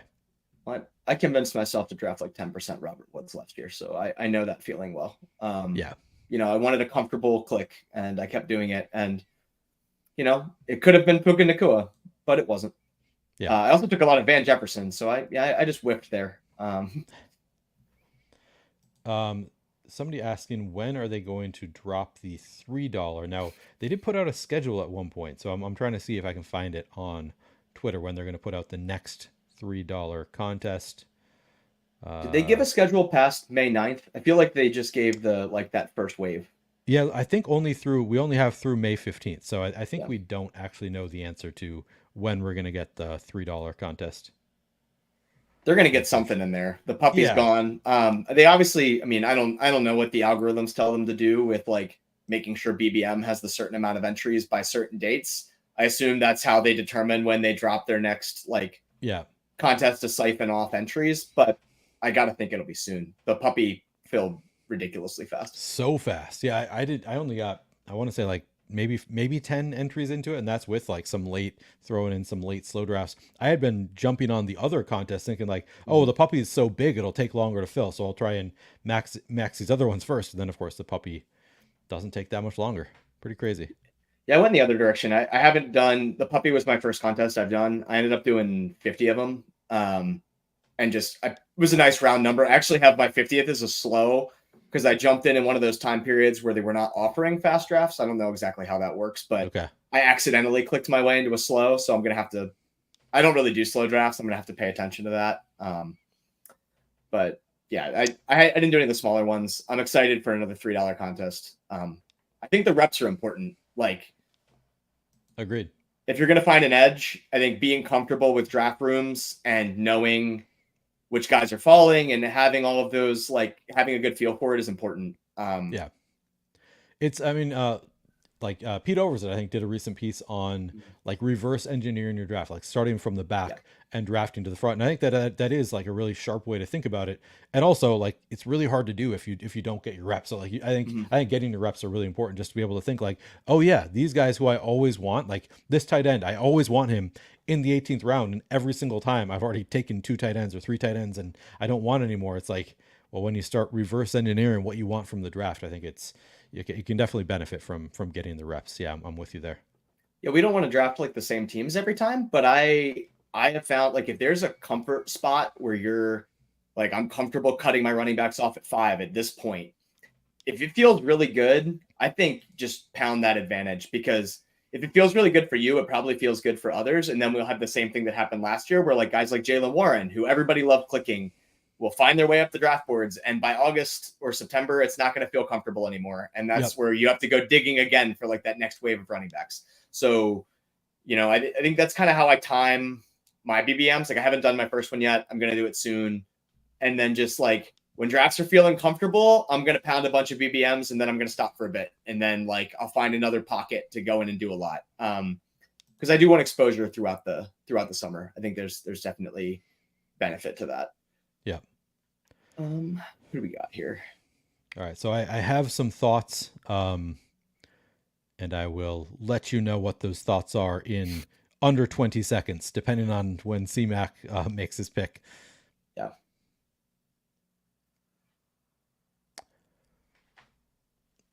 Really riding out that clock, hoping that one of us is going to leak our thoughts. I don't even know if CMAC is actually watching the stream. Well, if he is, all right, yeah. He goes DJ Chark. All right, it wasn't going to be DJ Chark. Demarcus Robinson is still there. Your guy Tez Walker is still there. And then if we wanted to, we do have a double New England wide receiver team, so we could add on a third quarterback room. We don't need it, but if we want to, we could. I'd fire away with Demarcus Robinson here. Let's go. Yeah, he's fallen past ADP. He's past ADP. We did take bets on numerous rookies right in front of that. I mean, we did McCaffrey and both Patriots. So I don't hate a fifth guy who you at least sort of know is going to be kind of boring. And the touchdown stuff is there anyway. Like it's speaking of like dusty receivers who don't get the job done, like I would not have advanced in that winning team without DJ Chark giving me 20 points in week 16. Devontae wasn't very good that week. And the guy who picked up Chark, I don't even know if he had scored all week for all season for that team. Like he had not scored shit all season. He was one of my highest exposed, might have been my highest exposed receiver last year. And literally after all of my teams with Chark had been eliminated, that's when he went off. Yeah, I mean, I've taken him a couple times this year because I think he's kind of talented, and I think Herbert could heave some balls up in the air for him. But he came through. So like, I don't mind a Demarcus Robinson or whoever at the end. I think it's hard to go wrong at this point in the draft. Do we want to go another quarterback here, or do you want to just? I wouldn't do it. I don't really care. I think Jalen Hurts and Jaden Daniels is plenty. I'm happy with any number of the receivers here. Are there any running backs available really quickly? No, there are not. No, I'd go to wide receiver. Jalen Tolbert's fine. We want another Dallas guy. I have not drafted much Jalen Tolbert, so happy to add. Wait, what the hell? I think it just froze. I think you. I just got Derek Carr. Well, that wasn't the quarterback we wanted. No, I didn't do anything that I'd say. Yeah. Was he my highest ranked maybe? And do I have positional settings somehow? I don't think that I've set positional settings. All right. Well, we got Derek Carr as a last round pick with no correlation to anybody on the team. Don't love it. Don't love that, but all right. Not the end of the world, I guess. No. We could be proven. It would be a very funny end of this if he ends up helping this team do something. He gets us through some week somehow, and he had a really nice week 17 last year. I don't hate the Saints, and they were bad last year, but I find myself occasionally going there. Yeah, unstacked Derek Carr definitely does not feel good. I don't know what happened there. I must have some sort of positional. I don't think that I've set positional limits though. They shouldn't impact if you're putting guys into the hopper. I don't think they should. I think it's only if you're auto drafting. No, if you put guys in your queue but you have positional limits on, it will. Okay. Oh, no, we didn't have the max number of. No, we only had 8 receivers. No, we have 8. So I'd be surprised if your positional limits were at 9 or at 8 anyway. Yeah, they wouldn't be. I don't draft many 9 wide receiver teams, but maybe I misclicked it. Did I accidentally pick Derek Carr there? I don't know what happened. You were unless it was late or delayed or something. I have no idea. I honestly didn't notice who it had you take, but I did see you click. Yeah, that was very strange. Well, let's take a look at the team. And yes, I know I still need to label all of these teams because I've had a lot of guests on. I keep on every day. I'm like, okay, I got to go through and label those teams, make sure that I because it's the longer it takes, the longer it's going to take me to go back and be like, wait, who did I draft this one with? But I haven't done it yet. All right, so we have Jalen Hurts, Jaden Daniels, an accidental Derek Carr at quarterback. At running back, we have Joe Mixon, Zach Moss, Rico Dowdle, Jerome Ford, Kendry Miller. At wide receiver, we have A.J. Brown, Drake London, DK Metcalf, Terry McLaurin, Jalen Polk, Luke McCaffrey, Javon Baker, Demarcus Robinson. And at tight end, we have Jake Ferguson and Dallas Goedert. So we got some correlation there with Jalen Hurts and A.J. Brown and Dallas Goedert. We've got Jaden Daniels with Terry McLaurin and Luke McCaffrey. And then naked Derek Carr, who, of course, as we all know, is the guy you need. How do you feel about this team, Jim? I think it's good. I mean, we got the Dallas bringbacks for Philly, which feels pretty good. It was a little thin towards the end at wide receiver. I think we got the guys that we would have, or a lot of guys fell that we liked in the running back ranges. So we didn't reach on receivers at those points. But yeah, I feel pretty good about it. I mean, if we were going to go 3 QB, I would have taken Drake May, but right, life goes on with that one. Yeah, I think it's pretty solid. I've been wanting more Zach Moss exposure. And I think you said that you did as well. So I feel I really that like one. Zach Moss. He's been one of the guys that I really like, and I just haven't gotten him a ton. Yeah, so I feel pretty good about it. I think, the running back room and the receiver room both need to have some things break their way, but we're very solid. Like those QB scores should really help to keep this team pretty stable, as long as Jaden Daniels pays off in the way that we want him to. Yeah, I do. For whatever, it does make me feel slightly better that we have Kendry Miller. So we have the theoretical, can throw it to Kendry Miller, score a touchdown. Yeah, it doesn't feel great, but it is what it is. Jim, are you going to stick around for another draft? Yeah, man, let's roll. All right, let's do it. I'm going to just hit on some comments from chat real quick before we go, before we get into the next one. Yeah, sorry, copy. I don't know when the $3 tournament is going to drop. We think it's going to be soon. Was it the Niners where Zeke got tackled on the? It must have been. I honestly, it's that memory of Zeke is just the Cowboys side of that is burned into my retinas. Yeah, I just remember the snap to him and then just dead out there. Yeah, just an incredible play. I'd love to know. Like, you can make a 30 for 30 about that one, and I would watch. It's like, what were you thinking there? That was just so good. The Pomeranian was delayed. Birdogi says. Interesting. Yeah. So do they? I don't think they do rookies and sophomores post draft typically. I really enjoy. Like, I was getting super into it in the pre draft stuff. Really getting into it, and then it filled. So that was kind of a bummer for me.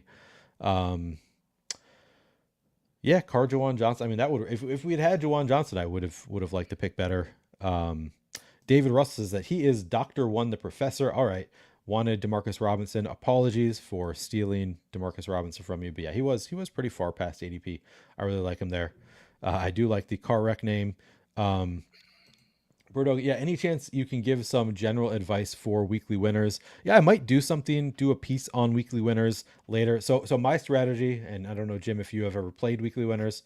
So generally you're just trying to, they give out prizes each week. There's no grand prize at the end. It's just every week they give out prizes. And I want to say the top prize is $20,000. At least it was last year, but it's like, you have to be in the top 3% to even cash in these. It's really, really top heavy. You really want to win the top prize, but you get a shot. You draft a team. Your team is then in 17 tournaments. At weeks 1 through 17, you're in a tournament each week trying to get to that top prize. So each week, very little of the entrants are in the money, but you get 17 chances at it. My general advice is I like to draft with 2 to 3 weeks in mind. So I'm just like, I am trying to win these.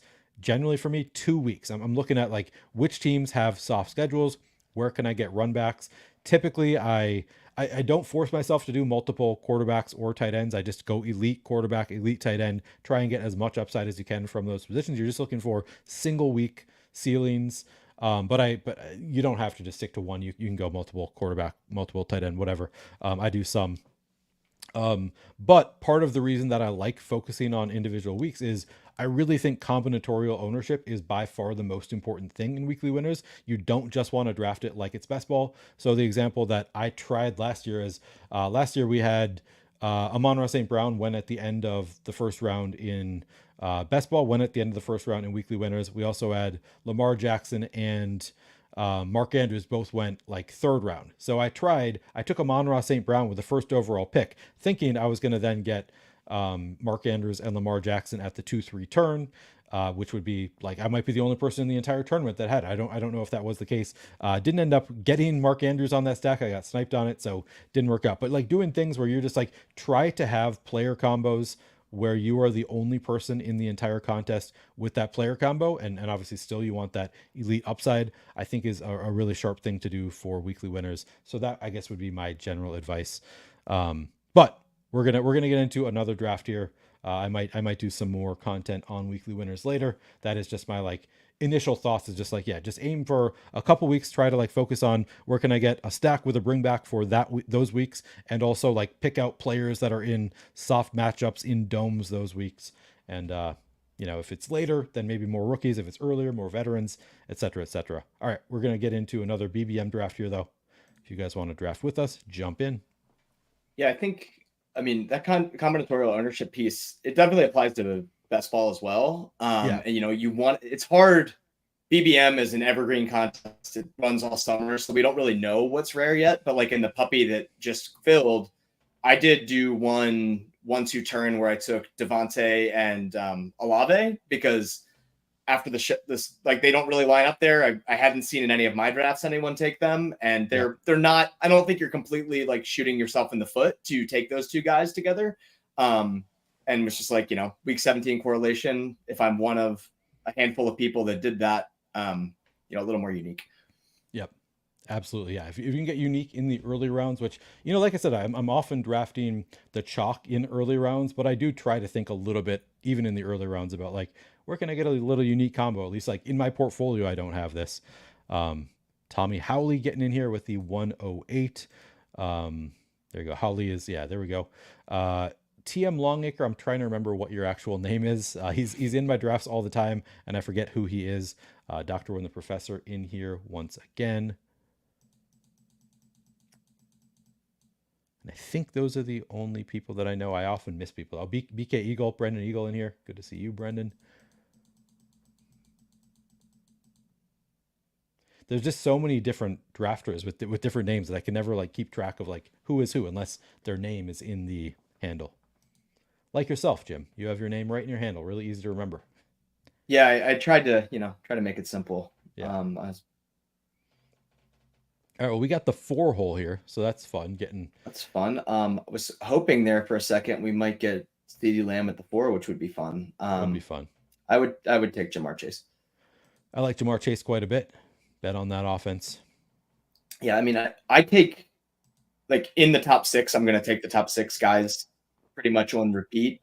They don't often enough for me to veer from that. I think that. I mean, at least with Jefferson, there's at least a little more volatility there than there is with Chase, assuming that Burrow's good to go from his injuries. I wheels up. Jamar Chase has probably the second highest single week upside, maybe third highest single week upside of any receiver. Nice. I am glad that we're on the same page there with Jamar Chase because I've been very in on him, like pre-draft stuff. Still very in on him. Tommy says, I'm a chronic video playback watcher. You may not see me in here live, but I'm always watching. Appreciate that. I'm the same way. I do like a majority of my content consumption. I am listening with my my headphones in, and I am doing dishes or I'm on the treadmill. So I'm not always commenting when I'm watching videos either. So totally respect that. Yeah. I'm Mr. Mister. That's why, because you weren't in here for the first draft. That's why I didn't remember. All right, good to see you in here once again, Mr. Mister. Wait, Berto, I was hoping to do that same thing, but didn't get any late picks. We'll be doing Olave Adams at some point. Oh, I see. Trying to get those combinatorial ownership differences. We did end up kind of getting a nice stack there with Kendry Miller, so that is good. Yeah, I don't know how to feel about the New Orleans backfield. I faded Kamara last year, and then he was really good when he came back from suspension. Same. I took some Kendry Miller last year, and that obviously didn't get anywhere. But I'm kind of ready to be hurt again. It's and I do think it's a bias, and I exhibit it with some players and not with others to say like that we'd rather be a year early than a year late with some of the older guys, and then I try to conceptualize it like we're just playing one slate, and so it doesn't really matter if I'm a year late with somebody if I have 10% ownership of Devontae Adams, and this happens to be the year he falls off the cliff, then so be it. Because as long as I still believe the upside is there, it doesn't really matter. True. As fun as it is to take younger players, I take some dust balls pretty consistently. Yeah, it is funny because I think we all have our biases of just like these are the dust balls that I believe in, and like whereas like Zeke is just like he's not even that old. He's not even I think he's like 29, but it's just like he just feels like he feels so dusty to me that Yep. I don't know. It's People can have Saquon Barkley, man. I'll ride Devontae Adams till the wheels fall off. I think he 2 years ago with some of the worst quarterback play we've ever seen, like was putting up like 30+ point games left and right. And then last year he came through in week 17, and their quarterback situation was terrible last year. If Gardner Minshew starts, like I know he just went, but like if Gardner Minshew starts, I think Devontae could be peppered with targets. I don't know. If I were Gardner Minshew and I came into that offense, that would be like I would be looking one direction on first reads. they do. I mean, they do have Jacoby Myers and Brock Bowers now though too. Yeah. But yeah, he's super. Yeah, they're both great. But Devontae, I think, still led in terms of percentage of target share. I'm pretty sure Devontae was still towards the top of the league last year, even though Jacoby Myers finished really strongly a lot of weeks. Okay. Well, okay. They tried to force us into Saquon, but then you would have had to drag me kicking and screaming into a Saquon pick, even at that choice. I would take Nico. Nico was damn good last year. That's the thing. Like he like if you look at his yards per route run, those kind of more advanced stats, it's like he was just really damn good. Which maybe is just the offense that he's in, but he seemed to be elite last year. I have some concern that Diggs is going to come in and just like because of his personality, they're going to like force the ball to Diggs a little bit. But at the end of the day, I think the talent wins out there. So I like the pick. I was high on Diggs last year. He was awesome for the first half. He was probably like. I was taking him at like the 1-7 a lot last year, like a Buffalo dynamic offense. I took a ton of Josh Allen last year. I just don't. He fell off hard. He didn't. I mean, maybe he was banged up, but it just seemed like he could not get it going for whatever reason. And Nico has given us no reason to doubt him. And like Tank Dell's coming off a major injury, and then he just got shot. So like. I'm gonna just take Nico and let the chips fall where they are. I'm gonna take some Tank Dell too. But I'm probably gonna fade Diggs more often than not. See Sam Laporta going in the tooth return here, which I think is just going to become more. Do you think he's going to keep getting steamed because of that matchup? I don't know if he's going to go past that 1-2 turn. Like I don't think there's any unless I think this is exactly where he ends up. Like just like his ADP maybe 26, 27, which I guess it kind of already is. All right, who do you like here? By ADP, we got DJ Moore, Malik Neighbors, Michael Pittman, Metcalf. I'm good with any of those guys towards the top. Moore gives us some fun options. I've done this a couple times with the DJ Moore, Nico Collins, where you have both of those offenses are kind of fun, and you have who we're expecting to be the alphas in there. True. Chicago is so strange for me because I've always been a huge Keenan Allen believer. I had a ton of Keenan Allen last year, who did nothing in the playoffs, but he carried a lot of my regular season teams. Yep. But he was such a target vacuum, and I don't think that's ever going to happen in Chicago. DJ Moore got basically all the targets last year, but he also had terrible quarterback play. So if he's actually a transcendent like top 8 receiver in the NFL, which is totally possible, he should be getting a ton more action with Caleb. And then there's Adunze, who like maybe this doesn't matter, but they're like liking each other's tweets and taking private jets together. And I just got to think that like Caleb is going to go out there and be like, that's my guy. I want to throw him the ball. Yeah. They're lining up to play the rest of their careers together. So like I think you could read it a lot of different ways. I've kind of been treating DJ Moore like I've been treating Nico, where I don't mind taking any of those guys. I think they're both good offenses, but I think DJ Moore and Nico are clearly the best guys. And so I'll take them at that 1-2 turn or the 2-3 turn route. So where are you at on Keenan Allen? Like if you have DJ Moore, how inclined are you to take Keenan Allen at the next time? I have not been taking Keenan Allen. I haven't either. I don't know if that will change. I haven't done, as I said, like I wasn't really looking at my ownership percentages. I wasn't they were only $5 puppy drafts. I was just like trying to feel out how I felt about everything. And the end result was I think I took Keenan Allen once in 50 drafts. And I've taken my fair share of DJ Moore. I've taken Odunze mostly when he's fallen, unless I have a Caleb stack. But I do think like week 17, that guy's upside could be plenty high. Once he gets his feet under him, or he could be just as good as any of the other rookies. There are a lot of talent evaluators that I follow on YouTube that absolutely love him. I mean, I don't know if you watch like the bootleg football guys, Brett Coleman, like they loved Odunze in the pre-draft process. And, I'm sitting there and like, he looked good in college. They loved him. He was drafted number 9 overall. Like there's plenty of reasons to like him. It's only if they had never signed Keenan Allen, he would be steamed up so many more picks. Yeah, absolutely. I don't think I've seen this channel with Bootleg, Brett Coleman. Brett's really good. He does NFL content in general, but then that's the other guy's name is escaping me, but they do a lot of draft content, which is pretty fun to watch when we're in the hibernation from our best ball strings. Yeah. Interesting. So Obro takes Josh Allen and Jalen Hurts, both unstacked right now. Two quarterbacks in the first 4 rounds without any stacks. Not my favorite way to build there. What do you think of what Mr. Mister's doing here? Tyreek Hill, Jalen Waddle, Devin Achane. I've done this a few times. It's kind of hard to do. So when I get the opportunity, I do it sometimes. Do you think it's overboard though? So I would probably only do 2 out of 3. I don't hate doing it. Like if you want to have bullets that have that, especially since, as you said, it's a difficult combination to land on. I don't hate it as a dart throw, but I would probably do 2 out of 3. I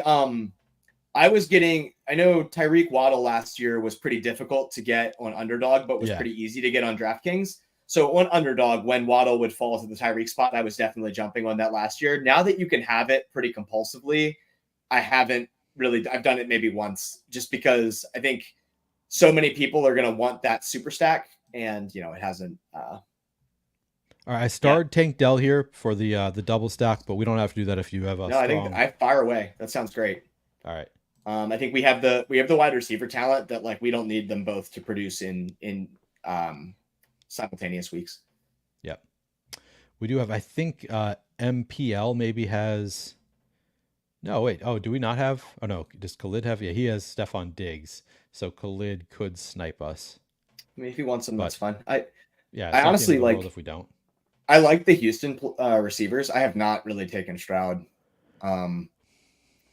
He's so expensive for a pocket passer that like I don't mind having shares of him because the upside is there, sure, but like I just prefer Allen, Lamar, Hurts, and he's actually started dropping a little more, so I think it's gotten a little more palatable. Like 2 weeks ago, Stroud was going right next to Lamar, and I was just like, he had an ADP of like 43 for a while. I was never clicking him there. Someone around that time period said that Stroud was underpriced on Twitter, and I was just like, if he's underpriced right now, I'll be at 0% Stroud, and that's just how it's going to be for me because I just don't. When he's compared to the elite rushing upside QBs, I just don't see it. Because he even ran super pure last year and had a million passing yards, and still, he was really good for where you got him. Obviously, he was an absolute smash, but I wouldn't put him in that same tier. Yeah. Man, Mahomes still on the board here too. And elite tight ends here. So we do have options here. Let's see. Whether Stroud is an option for us. Yeah, okay, Stroud goes. That's cool. I want Andrews anyway. We could also throw Joe Mixon into our Houston. I want Mark Andrews for the week 17. Let's go. I honestly like I would have been completely fine going Stroud, but like if I were solo drafting there, I'd be more inclined to probably just grab Andrews and let quarterback figure itself out. You're also just a huge homer. Let's call a spade here. Yeah, I don't have that much Mark Andrews. I had like 8% last year, and I've taken more this year because he's got a really palatable price tag. But like week 17 correlation, I'd rather have the premium bring back piece than the QB, especially if the QB is a pocket passer. Interesting. I see. I would usually, if I have both of the Yeah. two of the three receivers, I'm more inclined to take Stroud there. But I think that's just sort of my philosophy in Mhm. general. I'm like, I start like my first focus is on let's get my primary stacks, and then it's like we can worry about bring back stacks later. But I mean, I'm perfectly happy with this too. We only have it's not like if we had all three Houston pieces, I think you'd probably agree with me. At that point, you obviously Yeah. want Stroud. Yeah, yeah. Now you've got I would two. have no problem taking Stroud there. I haven't done too many with I usually just do one of the Houston pieces, and just say that that team's betting on whichever one it is. But I like that price for Dell, and honestly, I want to work him in more anyway. But yeah, I mean, Stroud would be great on this team, like because obviously, if those two are getting there, he's going to be getting there as well. So there's plenty of correlation. But Yeah, um, I think once I have two pass catchers from one team, then I start really leaning into like, oh, I want the quarterback now. yeah, Especially when you pay a lot for them. Like if you take them early on, then it's like, well, I paid so much for these guys. I'm really betting on them having a big year, big weeks. And then it's like, if they have a big year, big weeks, then obviously Stroud is also. So I don't know. It's a tough equation there. But I'm definitely yeah. since we didn't have. I'm glad that he made it easy for us by taking Stroud and forcing us because I I would love have Andrews there. advocated on Stroud fine. That I wasn't gonna try it, but I was equally happy whichever way that broke. Yeah, I was totally happy with the way that broke too. Yeah, that's I also like elite tight end, so if we didn't take I do too. Andrews there, we I have were. so much Andrews. I probably have more Andrews than you do, even though You I called probably you a homer. do. I've been taking him, and because I love. I mean, I probably prefer, and this is definitely the homer among other things, but I prefer the I'm going to take Lamar and then get the Houston bringbacks versus I'm going to take Stroud and get the Baltimore bringbacks, just because I think the upside with the rushing is higher in an individual game. Oh, for sure, for Um, sure. but in a spot where you have the two, yeah, it would have been fine. I think we're going to still have, we have Chase. Burrow is obviously an option. There's plenty of other. We have outs to to Caleb with Chicago. Like I think there's plenty of upside at QB we can explore for stacking. Yeah, absolutely.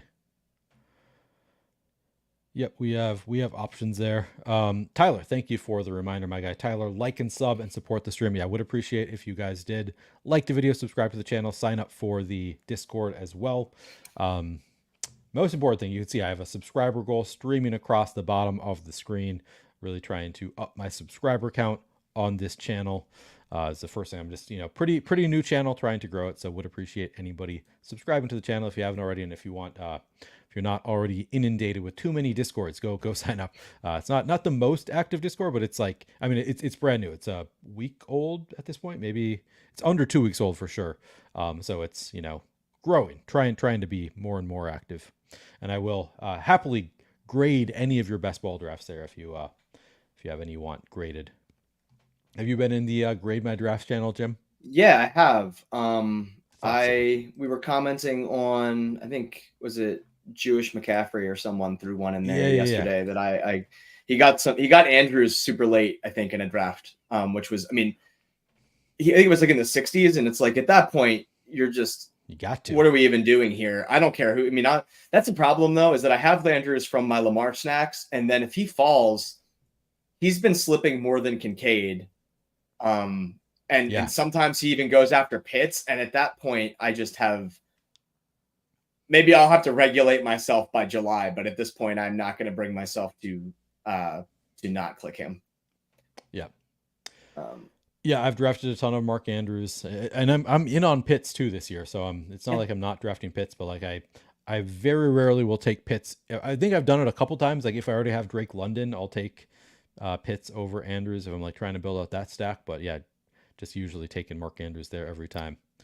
All right, so the T. Higgins drafter did not take Joe Burrow, so nobody really is incentivized to take Joe Burrow. So I think we could try to push him to 76.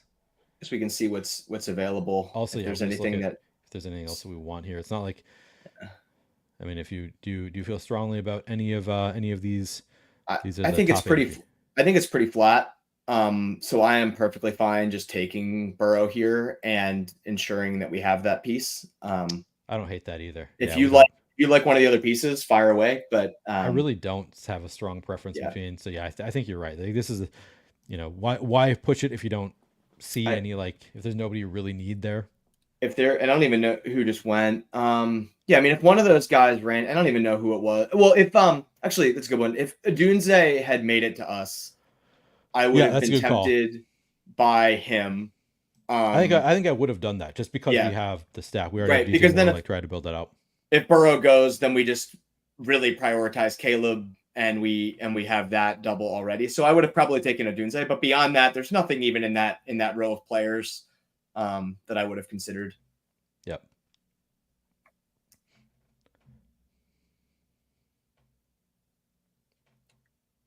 And Mr. even though Mister. we're heavy into the Texans, obviously Stroud is we need him to perform, but if you give first round draft capital to Jamar Chase, we're going to need Burrow to be putting up some touchdowns anyway, Yeah. to be able to keep pace. Big time. There will be plenty if CJ Stroud is getting it done or the Texans receivers are getting it done. There's going to be plenty of exposure to them across a wide variety of stacks teams. Yeah. Kyler goes That to helps. unstacked. That's interesting, right? Yeah, totally. Yeah, and they're what is their week 17? I don't even remember.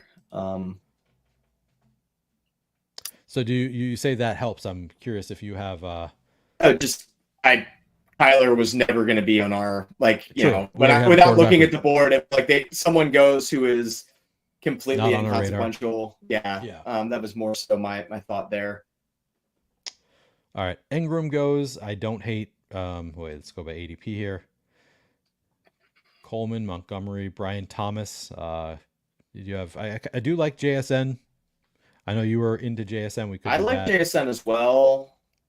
I would go JSN or one of the running backs if you want to start that process. Your call. JSN's good though. If we want to make this.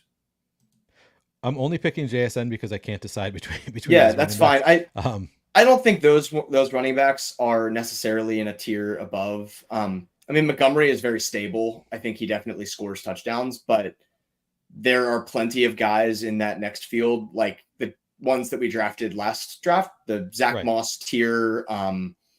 Even like you think about somebody like Gus Edwards, where I think his range of outcomes are very like the higher end of his range of outcomes are very similar to a David Montgomery season, which is pounding in a lot of touchdowns from the 1 yard line. So Part of me wonders if we should have taken a running back just for the like optionality down the line now because we have 5 receivers and 0 running backs. So it's kind of like we're like forced into a running back build and like we might want to take a quarterback in this range. So then, I mean, you can usually get a pretty good running back. Like actually at this 117, 124, like this is a pretty good range for like usually you have a straggler, like one of the running backs that I consider the end of like that big tier is still usually available there. So I think I'm okay with that decision. I am very comfortable. I do a lot of when I do elite QB, which I guess we're considering Burrow that for this build, and elite Yeah. tight end. I very often rattle off 5 wide receivers and then try and figure it out. I think Yeah. we're not. I mean, round 8. I don't know how much more I'd push it past round 8 for your first running back. I think you're at that point trying to get unique for the sake of it, but I think this is a perfectly normal time to start a 0 RB room. Yeah. Like we're still in the big long tier in round 8. Yeah, This is I like mean, if Kenneth Walker had been here, and he never would have been at 76. But if he had been, that would have been. Or I guess if he had been here at 69, yes. I would have said let's push Yes. Joe Burrow there. But it was just like nobody that we feel strongly about. That was the only other name that came to mind when I said Adunze. Was I looked all the way down the other end and saw Ken Walker, and I was like, okay, he's never going to make it back to us. But had he, which he just fall every now and again, he falls, and I don't really understand people why. don't like him. Yeah, I don't understand. He was, I think, like in the pre-draft stuff last year, a 1-2 turn pick before they took Charbonnet. right. And then he dropped back to 4 or 5. And I had like 20% Kenneth Walker last year because just every time I was the beginning of round 5, I just was, I very compelled to click him as my first running back. And I don't really understand what we saw last year that's going to veer me away from thinking he can do the same thing. I know I said that. I think I said that earlier, but like, no, but Sharps it's is true. fine. Yeah, I mean, Sharps is fine, and like that's fine. But every one of these guys also has something wrong with them. They've all got warts. If you get down to round 6, yeah. Ramondre, they're not first rounders or second rounders. yeah, Ramondre has dropped back. But like it's also interesting. I don't know. Like I have a little more faith in the Patriots offense this year than I did going into last year. So it's kind of funny that Ramondre was such a hot pick last year, and then now he's kind of faded into like a boring range. Yeah. So I've ended up taking some Ramondre. Yeah, I do draft some Ramondre. I guess we could have taken him here, but Eh, to me, it's like Ramondre is not that different from David Montgomery. Other than like I consider him to be the RB1, where I don't mhm. consider David Montgomery to be the clear RB1. But it's like I don't know. I have Is trouble sometimes differentiating between those two. I mean, he could be the RB1 and still score fewer fantasy points Yeah, than or like the RB1 where it's a committee, but he's the more prevalent piece. yeah, I don't know. I mean, they dropped. It's weird because he was originally like a third down back for them at some point or another, I think, and then now they brought in Antonio Gibson, who you would think would play that role for them. I don't really know. You know, I mean, there's nobody else in the backfield, so you got to think that he's getting the early down work, but it's kind of a weird grouping there. yeah. This is a good note from Burdoggy. Week 14 bye with Baltimore and Houston, who we've taken a lot. Also Mm, have Indy, New England, Washington, and Denver in that group of yeah, players that are going to be on bye with guys we've already taken. So that is a good note for the way we've started our draft. for sure. I saw in one of the discords, they said that that's on its way. The bye weeks being implemented Good. Yeah. into the UI. I think Hope said that. I think on the Deposit Kingdom said it was like, you know, it's en route. They're working on it. So that's going to be super helpful because, yeah, I found myself like, it's crazy how much of a slave to bye weeks I feel like I've become because I haven't even been looking. Like I'll look at quarterback and that's about it. Um, just to be sure. But receivers, tight ends, running backs, I've just been hoping for the best, whether or not that's rational.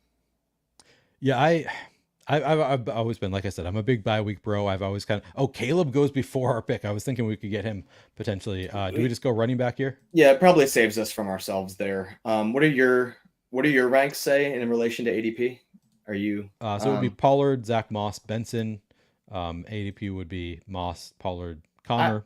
I would probably take I would probably take Zach Moss again to build on that Bengal stack with Chase. I do like Zach Moss. Yeah, that makes sense. I mean, we're already Good in point. there. I'd probably do that. I know we did it the previous draft, and I've had Zach Moss in the brain today because I want to get more. And we could have maybe played it the other angle and hoped Chase Brown fell to us, but those running backs go off in such an absurd order that you kind of got to take when it's available to you. Yeah, Um, and honestly, I do think that both Moss and Chase Brown go in a range where you could double tap them. Like I yeah. wouldn't take Chase Brown at 100, but if you came back to us at 117, if he is like that straggler, like I'm not opposed to that double tap. Oh, I would absolutely feel completely comfortable taking taking him. I mean, if you just lock up all of the Bengals carries, I would take Mostert. Yep, he is both by ADP and Yep, by rank. yep. That Let's do it. Strong start. So yeah, we making up ground at running back quickly. Like we don't take our first running back until round 8, but Zach Moss, Raheem Mostert as your top 2 running backs, like that's totally fine to me. yeah. I mean, I'm willing to be proven wrong on some of the earlier backs, and it's not that I'm not taking any of them. You know, I especially in round one, like I like how some of the builds go when you do hero RB with Brees or Bijan. I haven't done it as much yet, Yeah. but it was something at first I was like, okay, I'm going to go receiver in round one. That's what I did last year because I was fading Eckler and Nick Chubb and all those guys. But then it's like, okay, I do like Brees and Bijan, and I was about even with the field on Bijan last year anyway. So yeah, I like both of those guys, and I like the hero RB angle. I like Achan, I like Kyron in like round two, but like I'm ready to be proven wrong on some of the volume heavy predictable backs versus some of these guys that are maybe a little scarier later. Um, I mean, we'll see. It. I don't know if they'll ever be cheaper than they are now, like these mid round backs, because I think they're all going to climb once we get more certainty around different roles and what have you. And so I'm going Yeah. to enjoy these zero RB rooms while they exist. I think that that's smart. Just like while it is kind of unknown, now is a good time to be doing. Yeah, Honestly, I don't think there's ever a bad time to do zero RB, but I do probably think not. that right now you're going to get some unique zero RB rooms that maybe you won't be able to get later on. So it makes sense to start doing it now. I will say that if Kyron Williams didn't exist, I don't know how my like late August zero RB teams would have done last year, because all of the right guys. I guess maybe if you had found Jerome Ford, because he was kind of, but he was rising Yeah, throughout the summer, I feel like. So I don't know. I doubt, or I worry about, as we get a little more there's Chuba delineation. Hubbard. Chuba Hubbard remained Chuba late. was good. Yeah. Trying to think I of just who else is. I don't know if Chuba could have dug me out of some of the holes Yeah, that Kyron managed to, um when Mostert and Warren were going in like at pick 95, and suddenly I couldn't have all the wide receivers I always wanted. yeah. No, that is true. You got to find the right ones, otherwise it's not going to work Yeah, out. it's But it only takes one team. I mean, I think that's the other thing. I guess that's the whole thesis with zero RB, is that it's scary, but then when you connect, it's you gonna just feel shoot really past good. everybody. Yeah, And I don't I struggle to imagine sometimes the scenario where, like, and I don't Saquon Barkley's fine. I don't mean to continuously rip on him as a player or a pick, but like I struggle to envision this scenario where we're in week 17 and I'm like, thank God I have Saquon Barkley right now. Like, right. he's the guy I want. Not now, he could score 4 touchdowns that day, and then suddenly he was absolutely the guy that I wanted. But my feeling that morning would obviously be a lot of the other guys. I mean, that's why Achan is such a fun click. It's like, Yeah, you would always, like, that guy could go off. I mean, he's already shown 50-point upside. Like, right. if you have him, especially if he's low owned, like, he's on the short list of guys where you would be, especially where he goes second, third round, you'd be absolutely thrilled to have a low owned Achan in a final. Yeah, oh for sure. All right, let's take a look. So we have one quarterback, two running backs, five wide receivers, one tight end, with Joe Burrow, Zach Moss, Raheem Mostert, Jamar Chase, Nico Collins, DJ Moore, Tank Dell, JSN, and then Mark Andrews at tight end. Liking this team so far. Yeah, and we have Moss and I'm just looking at the Moss and Mostert at running Moss back. and Mostert. So we're at, Miami's week 6. Yeah, so we're good. They're separate at least. Yeah, right. Seems like we're gonna have some good options here. I like how this is. Yeah. We were really fortunate in that final run up there. There was all receiver, tight end, quarterback. Yes. So now we might get two of these running backs. Yeah, In this range potentially. I'm yeah, not a huge Eckler guy, but I wouldn't take Eckler here. I would either go Brian Robinson or Gus. Let's go Gus Bus. I do like Gus Okay. Edwards. Okay, yeah. And Brian Robinson is also one of those week 14. I guess that doesn't. We didn't have the week 14 running back buys, but Yeah. yeah. But no, it's a good thought. And yeah, I think Gus is good. I did see there were videos, OTAs kicked off. There were videos of J.K. Dobbins running in a straight line today. Oh no. He gets hurt it's every year. And Yeah. I'm not saying I won't take any, and maybe if we get into August and he's been healthy through training camp and they're saying he's going to be, a 1A, 1B scenario, and that's all the buzz we're getting, I'll scoop up some shares then and let it ride, but I don't think I need to bet on him in May coming off an Achilles. No. Are you a Kamani Vidal fan at all? I have taken him because I'm a zero RB degenerate, and so you sometimes take some guys, but like, I think 6th round draft cap, I would just rather have Gus Edwards, and obviously he goes after Edwards, but like, of the guys in each range, he's not really someone I'm clicking. So we could go Chase Brown here, get the double Cincy running back. We could go that. I would also consider Corum here. I know he's a little above ADP, but I think that gives us some fun upside. All right. I'm happy to go with Corum. We didn't get Corum last time, right? Yeah. Assuming we're betting on, well, I mean, with Zach Moss being our RB1, you can take both, and I'm comfortable with that, but I don't mind taking a different guy. given that I Yeah. think it's a pretty flat tier there with plenty of upside among Corum, Chase Brown, whoever Right. else is in the jumble there. Yeah. Rico Dowdle, Dust Yep. Ball Zeke, who I will probably have like 10% of. I just don't know it yet. Just not yet. Yeah, you'll get him once he falls a little bit. Once I he don't know starts if he's feeling like a going value at pick to. 150. I don't I know don't what's know if going he to is either. happen. I as I said, I had to check myself like 30 drafts in and had 50% Rico Dowdle, and I was like, Me too. last I looked year, at my exposure recently. He was my highest exposed player. and last year I had that experience like in July with Mostert, except for like the Mostert thesis was like something that I thought through. I got to 50% Dowdle through like 30 drafts, and I was like, I don't even know if I like him. Like, I have no thoughts on him. I honestly, this is hilarious, but I honestly pulled up a Rico Dowdle highlights video. I was like, I can't even like envision him running in my brain. Like, I need to like, I've been drafting this guy, and all I know is that the Dallas backfield is a crapshoot, and his name isn't Ezekiel Elliott, Yeah. which might be enough. I mean, we're not playing. I'm I not trying watched to. him. The funny thing is, I watched a lot of Cowboys games last year. Mhm.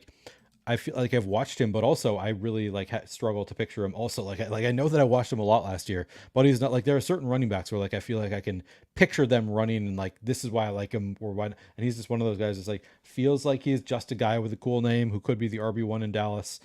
Might And be all yeah, we need. I mean, if he is actually the RB1 in Dallas, even if it's an RB1A 1B with Zeke, he is way underpriced if that's yeah, the case. Like they are such a good offense.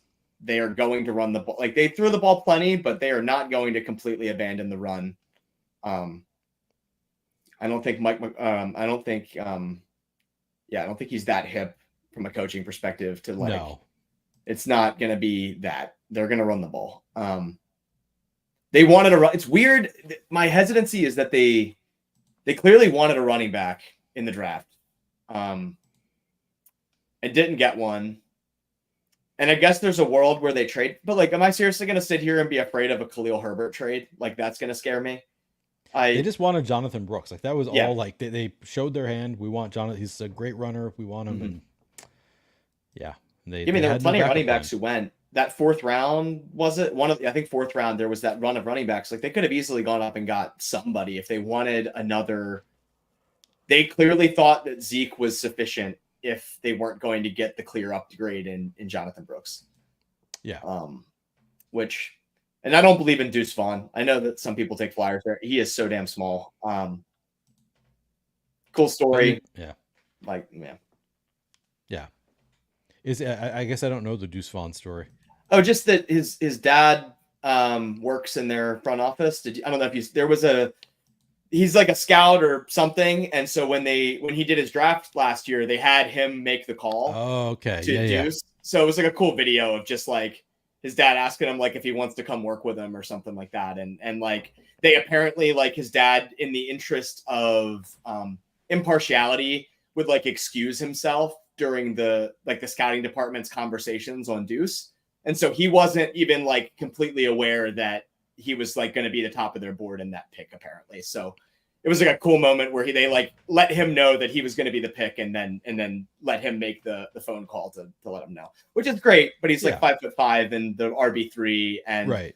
didn't really get touches last year. And yeah, I don't know. It's not like Tony Pollard was killing it last year. There were plenty No. of, you know. How do you feel about Tony Pollard in Tennessee? I kind of like him. I think that he's in that long range of like I can see the upside. I can see the he's not that exciting. I don't know. I don't feel that strongly about him. All right, it is our pick. We could go with any number of players here. We only have one tight end so far. We could go Leggett and build out a back stack potential with Bryce, or my guy Dontavian Wicks is here. What do you think? I'm fine with Octavian Wicks. Let's do that. Okay. You're That's not fun. worried about that we don't have many back stacking options. I mean, we We've got got Seattle. one that I like. Okay. I mean, it's the only one, so it's not like it's a surprise. But yeah, I think that one could be fun. I find myself gravitating towards it. Um, The But concern there is we did have Brendan took Tyler Lockett here, and he's going to have, if we he's don't take already him here. he has two quarterbacks now. Oh, he does. He has Love and Herbert. I mean, He if does he have DK Metcalf though too, so I he mean, if does he have a wants it, he can have it. I would take a running back at this next selection. okay. Probably regardless. I think we're gonna fall off a cliff if we don't. Marshawn Lloyd goes. See, Just that's in term. again. I just like Jaleel McLaughlin, so like I Okay. I consider him mean, part yeah, of we the could start. also. Well, But where are we? no, Where are we at with the QBs that are remaining on the board? so we got Stafford, Okay, Watson. so he is third. It's 172. I mean, it's just like Yeah, this would be way. We don't need to take him now. We I'm can just always letting it. do a late. I would never take him here. I think I'm No, comfortable letting I it wouldn't either. ride. Um, Yeah, we just let Brendan have him if he wants him. There if are he plenty wants him of. right here, you can have him. Do we want to go Kendry again? I am comfortable with yeah. I'm Ty good with Ty Chandler. Chandler or Kendre. But All right. I guess I guess I would go Kendre here. I think I have a lot more Ty Chandler than Okay. Kendra, and I've seen more and more people talking about how great of a pick. I think Jewish McCaffrey had him as his favorite pick in this round. So I'm like Hmm. more and more. I'm like, all right, maybe I need to start working this guy in because I'm like, Hmm. I think I've had trouble washing out the bad taste from last year when I also drafted a lot of Kendra Miller, and I think I need to push that bias aside and think that yeah, he might have the shot to be the RB1 again, like we Yeah, I thought he did don't. last year. Yeah, I don't know. I mean, I don't know how to feel about him. I kind of have similarly to you capitulated to random people on the internet telling me that Hmm. he's a potential high upside pick. And especially in these rounds, so like we're taking it's dart throws at everything. Like nobody knows. I'm open to him. I think I definitely prefer Aaron Jones to Kamara at this point, I think. Yep. So if I'm looking at it from that perspective on the Ty Chandler versus Kendry Miller argument, but I've taken plenty of Ty Chandler as well because I think he looked pretty promising last year towards the end of the year. Uh-oh. Birdogu says, Week 12 has gotten me in pre-draft multiple Allen Carr Cousins teams. Says, for a pair with Burrow, Jacksonville, New Orleans, New York Jets, and Atlanta. So I was thinking we might do the Jawan Johnson, Derek Carr stack in this one. Go back to that one. But looks like that's the same bye week as Joe Burrow. Our guy, I do love Jawan Johnson. I think he's my highest owned tight end right now. Yeah, I'm Um, pretty in there. yeah, I've got like 30% Jawan Johnson apparently. Uh-oh. Looks like Tommy is also looking at these late quarterbacks. He has not drafted one yet, as he That's notes okay. in chat. He can. What's his team got going on? Maybe, So Tommy he went Brees Hall anchor with Debo, Devonta Smith, Zay Flowers. So he took a lot of wide receivers where the quarterback went pretty mhm. early. Joe Mixon, George Kittle, Deontay Johnson, Jalen Warren, Cortland Sutton, Rashid Shaheed, Zach Oh, Charbonnet, Pat Fryermuth, and Jermaine Burton. So continuing to add receivers that the quarterback has already gone. But he does have Pat Fryermuth, he has Rashid Shaheed, he has Cortland Sutton. So he does, and Deontay Johnson. So he actually has plenty of he stacking options yeah. left. Might I interest him in a gently used Derek Carr? Yeah. Good. Some people draft him by accident. You can draft him on You purpose. can you too can draft Derek Carr. And this time with like some actual upside. So Yeah, that's neat. with an actual stack beyond Kendra Miller. Yeah, I do love Shaheed. Shaheed was great last year. Yeah, in a full time role, I think he's gonna smash.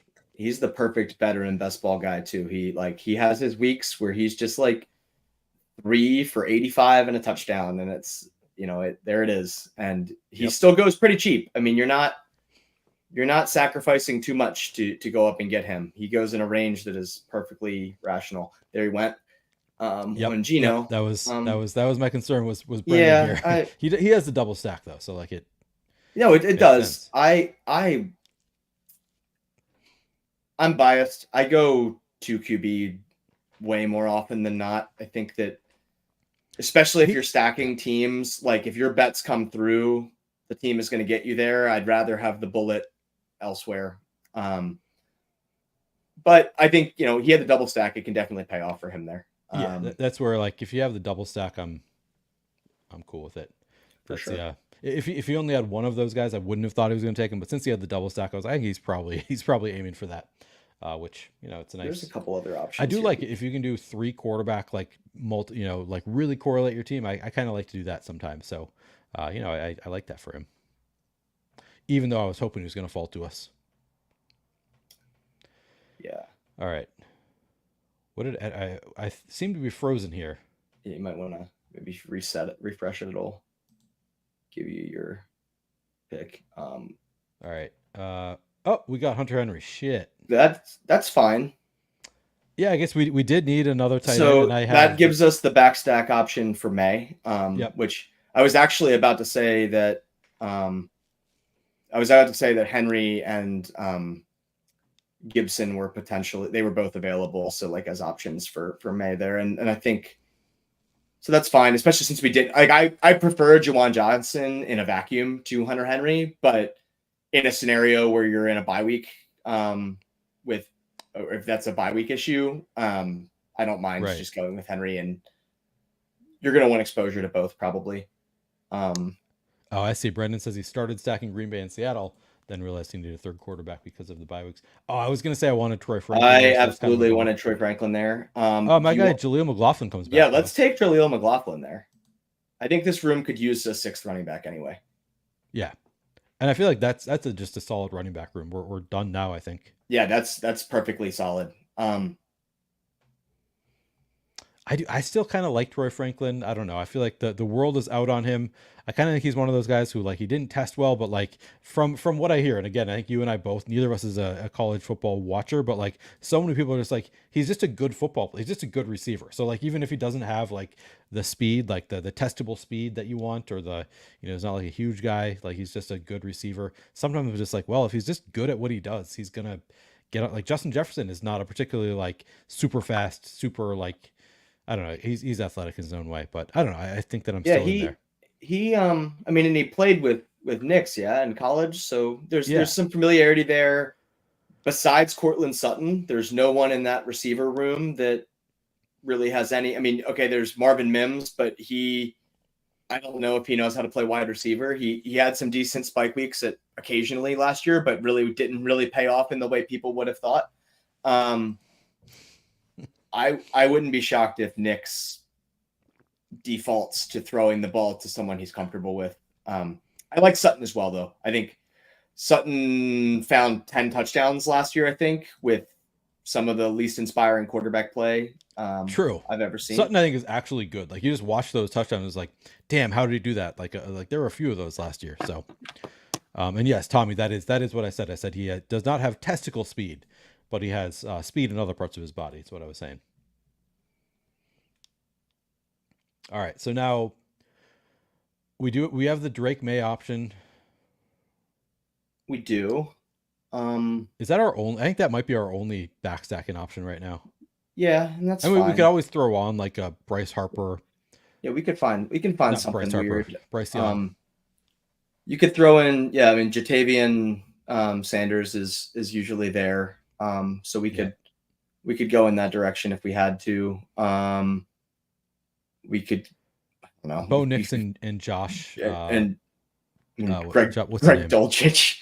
Greg Dulcich. Yeah, true. Yeah, I mean, I don't know. You can do all sorts of stuff. I don't mind. I don't mind May. I think there's, if we're trying to win all the money, there's scenarios where Drake May, he's got a little bit of rushing upside in him too. And he's probably a better, I think he could easily be someone who's running the ball in from short distance for the Patriots. Yeah. I was thinking more if like I do think that Drake May makes sense, right? I was thinking more like if we get sniped on Drake May, what is our backup option? Or like if we want a third quarterback, what can we do? Yeah. Bo Nix, Bryce, I don't know. That's fine. I mean, Well, shit. Tommy. All right, what are you doing? Tommy's still. Oh yeah, he just took Javon Baker. QBs? Right, Was he the one who had none? He has zero. He has zero QBs with with 3 rounds remaining. So he's gonna. I mean, I don't know how much he's gonna like his next option. He took Derek Carr. Oh, that's funny. That's a good. Well, I appreciate the compassion there. Though he does have Shaheed, which I figured Carr would go to him eventually. I thought he might go Drake May and then Carr on the way back and hope it leveled out. It's fine. Yeah, well, there's some real kindness, I don't know. Plus streamer EV there a little bit. That's right. Yeah, I would take Drake May out of just pure terror at this point. Yeah, we need somebody. Because I think it's fine. Like I don't mind that as a QB room. I mean, we can add if we wanted to in round 18. We also have like Justin Fields, like break glass in case of emergency. You don't need a stack necessarily. I haven't done it. I get it, right? Like I think someone asked like which one of these guys is most likely to win you a tournament, and like it was like a bunch of the round 18 receivers, and then it was Justin Fields, and it's like, well, if he is starting if we knew he was starting in week 17, he would certainly be going a lot higher than he is right now. Yeah. Not someone that I have taken, but I understand the thought process for sure. Are there any receivers that we like? No. We could take one of these Giants guys and then potentially leave ourselves a Daniel Jones back stack option. He's almost like the opposite of Justin Fields, where like if I knew he was starting by, I think he's going to start by the beginning of the year, but I don't know if he's going to be able to hold on to the job. Do we want to do another New England pass catcher? Do we have KJ Osborne maybe? I don't mind that. Let me show you the other options. Kendrick Bourne is probably there too, so we might not have to go in that direction, but we can go KJ Osborne. KJ Osborne's right. I like him more than I like Bourne. All right, I thought he was pretty talented in Minnesota. Yeah, I thought he was too. Like just like watching, I thought he was pretty good. The underlying metrics were not that great for KJ Osborne, but yeah, I always like watching him. I was like, oh man, he had some great games where he looked really good. I don't know how you feel about this. I saw in the chat they just mentioned we have 2 week 14 tight ends. I don't really care. I think tight end weeks can be so erratic anyway that like there will be plenty of teams in our pool that are scoring like 4 points that week probably. Yeah. Especially in week 14 with like 5 different teams on bye.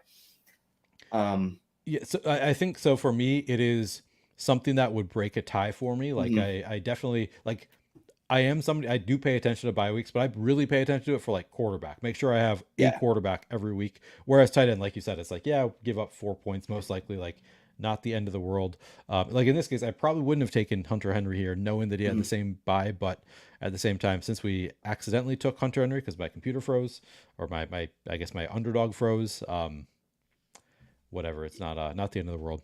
Yeah, I mean, I think it honestly worked out for the best that we took him anyway, because I think we needed Drake May as a second quarterback here. And of the available options, I mean, I would have loved to have gotten Franklin where we were like 1 pick away and ended up with McLaughlin. And then again, I mean, McLaughlin is a great pick in his own right there. So it's hard to gauge, but like I would have felt fine about maybe Nix. I would still feel fine about, but I don't think Bo Nix is gone. If that ends up being there, that would be something I'd be interested in. I'm fine with a throw at tight end here. Yeah, I'd be fine with either of those. I think we're good at running back. Wide receiver, like we only have 7, but I think that they're pretty solid. Like we drafted early with those. We went 5 strong early when we opted for JSN. Yep. Yeah, no, I think we're in a good spot where like we're not desperate for any position. We could, I was thinking Tommy would probably go Bo Nix there. Yeah, that's no big deal. Sense. We could. There's some options here.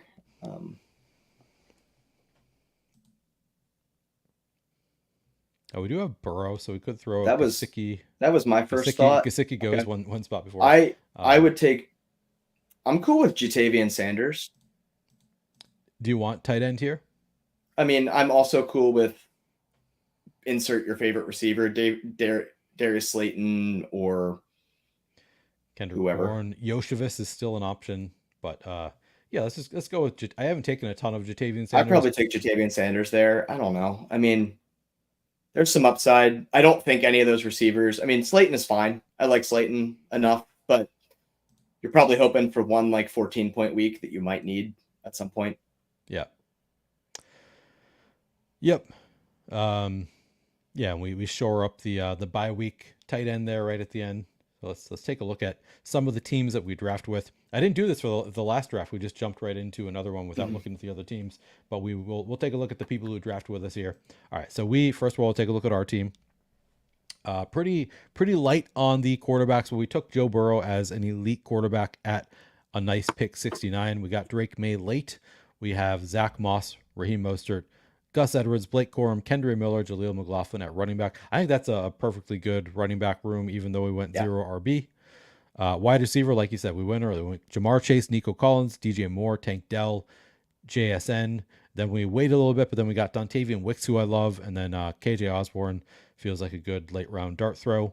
Tight end, we went elite tight end with Mark Andrews, got a late Hunter Henry, and then added on Jatavian Sanders.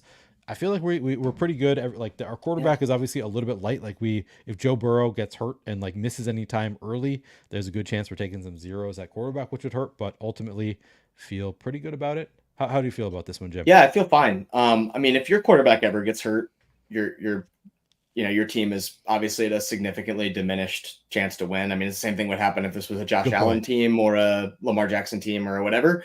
I like that Burrow's pretty stable. Like, I think when he is in the game, you're going to get pretty consistent weeks and output from him. He might not have the ceiling of some of the other options. But I think we compensated by giving ourselves a ton of wide receiver ceiling.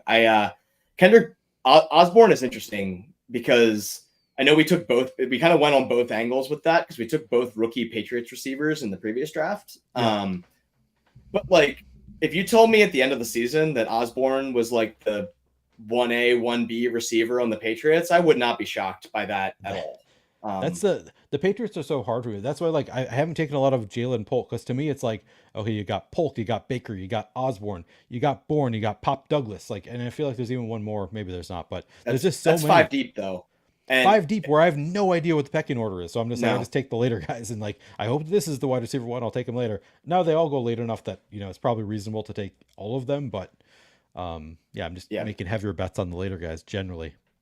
Yeah, I mean, I've done a couple of Drake May teams, so when I do, I'm just taking whichever ones happen to fall to me. I have taken some Polk. Just he sometimes falls into a range where nobody else is particularly appealing, but yeah, I'm open to all of those guys. I think the Patriots, if May ends up being a hit, some of those receivers are going to significantly outplay their ADP. Yeah, absolutely. All right, well, let's take a look at some of the other people who draft with us. Mr. Mistress says, I built a monster Neil. If it wins, I'll make sure you get your commission for hosting. So we'll take a look first at Mr. Mister's team here. Mr. Mister goes Jaden Daniels and Tua. That's a fun quarterback room. He has Devin Achane, Aaron Jones, Austin Eckler, Marshawn Lloyd, J.K. Dobbins, Deontay Foreman. Looks like a pretty solid running back room, even though, like, guys, I never take Austin Eckler. You got a lot of these, like, dusty guys who are, like, not fun to click, but, like, wouldn't be that shocking if they end up being good. And, of course, he has Devin Achane also, and Marshawn Lloyd. So he's kind of the fun young guys mixed in with the dusty vets. He got Tyreek Hill and Jalen Waddle, Amari Cooper, Terry McLaurin, Christian Watson, Darnell Mooney, Luke McCaffrey, Kendrick Bourne, David Njoku, and Tucker Kraft are his tight ends. So it's a, sort of light tight end room, but also like probably okay, like probably not the worst tight end room out there. He gets the big time Tua stack with Achane, Hill, Waddle.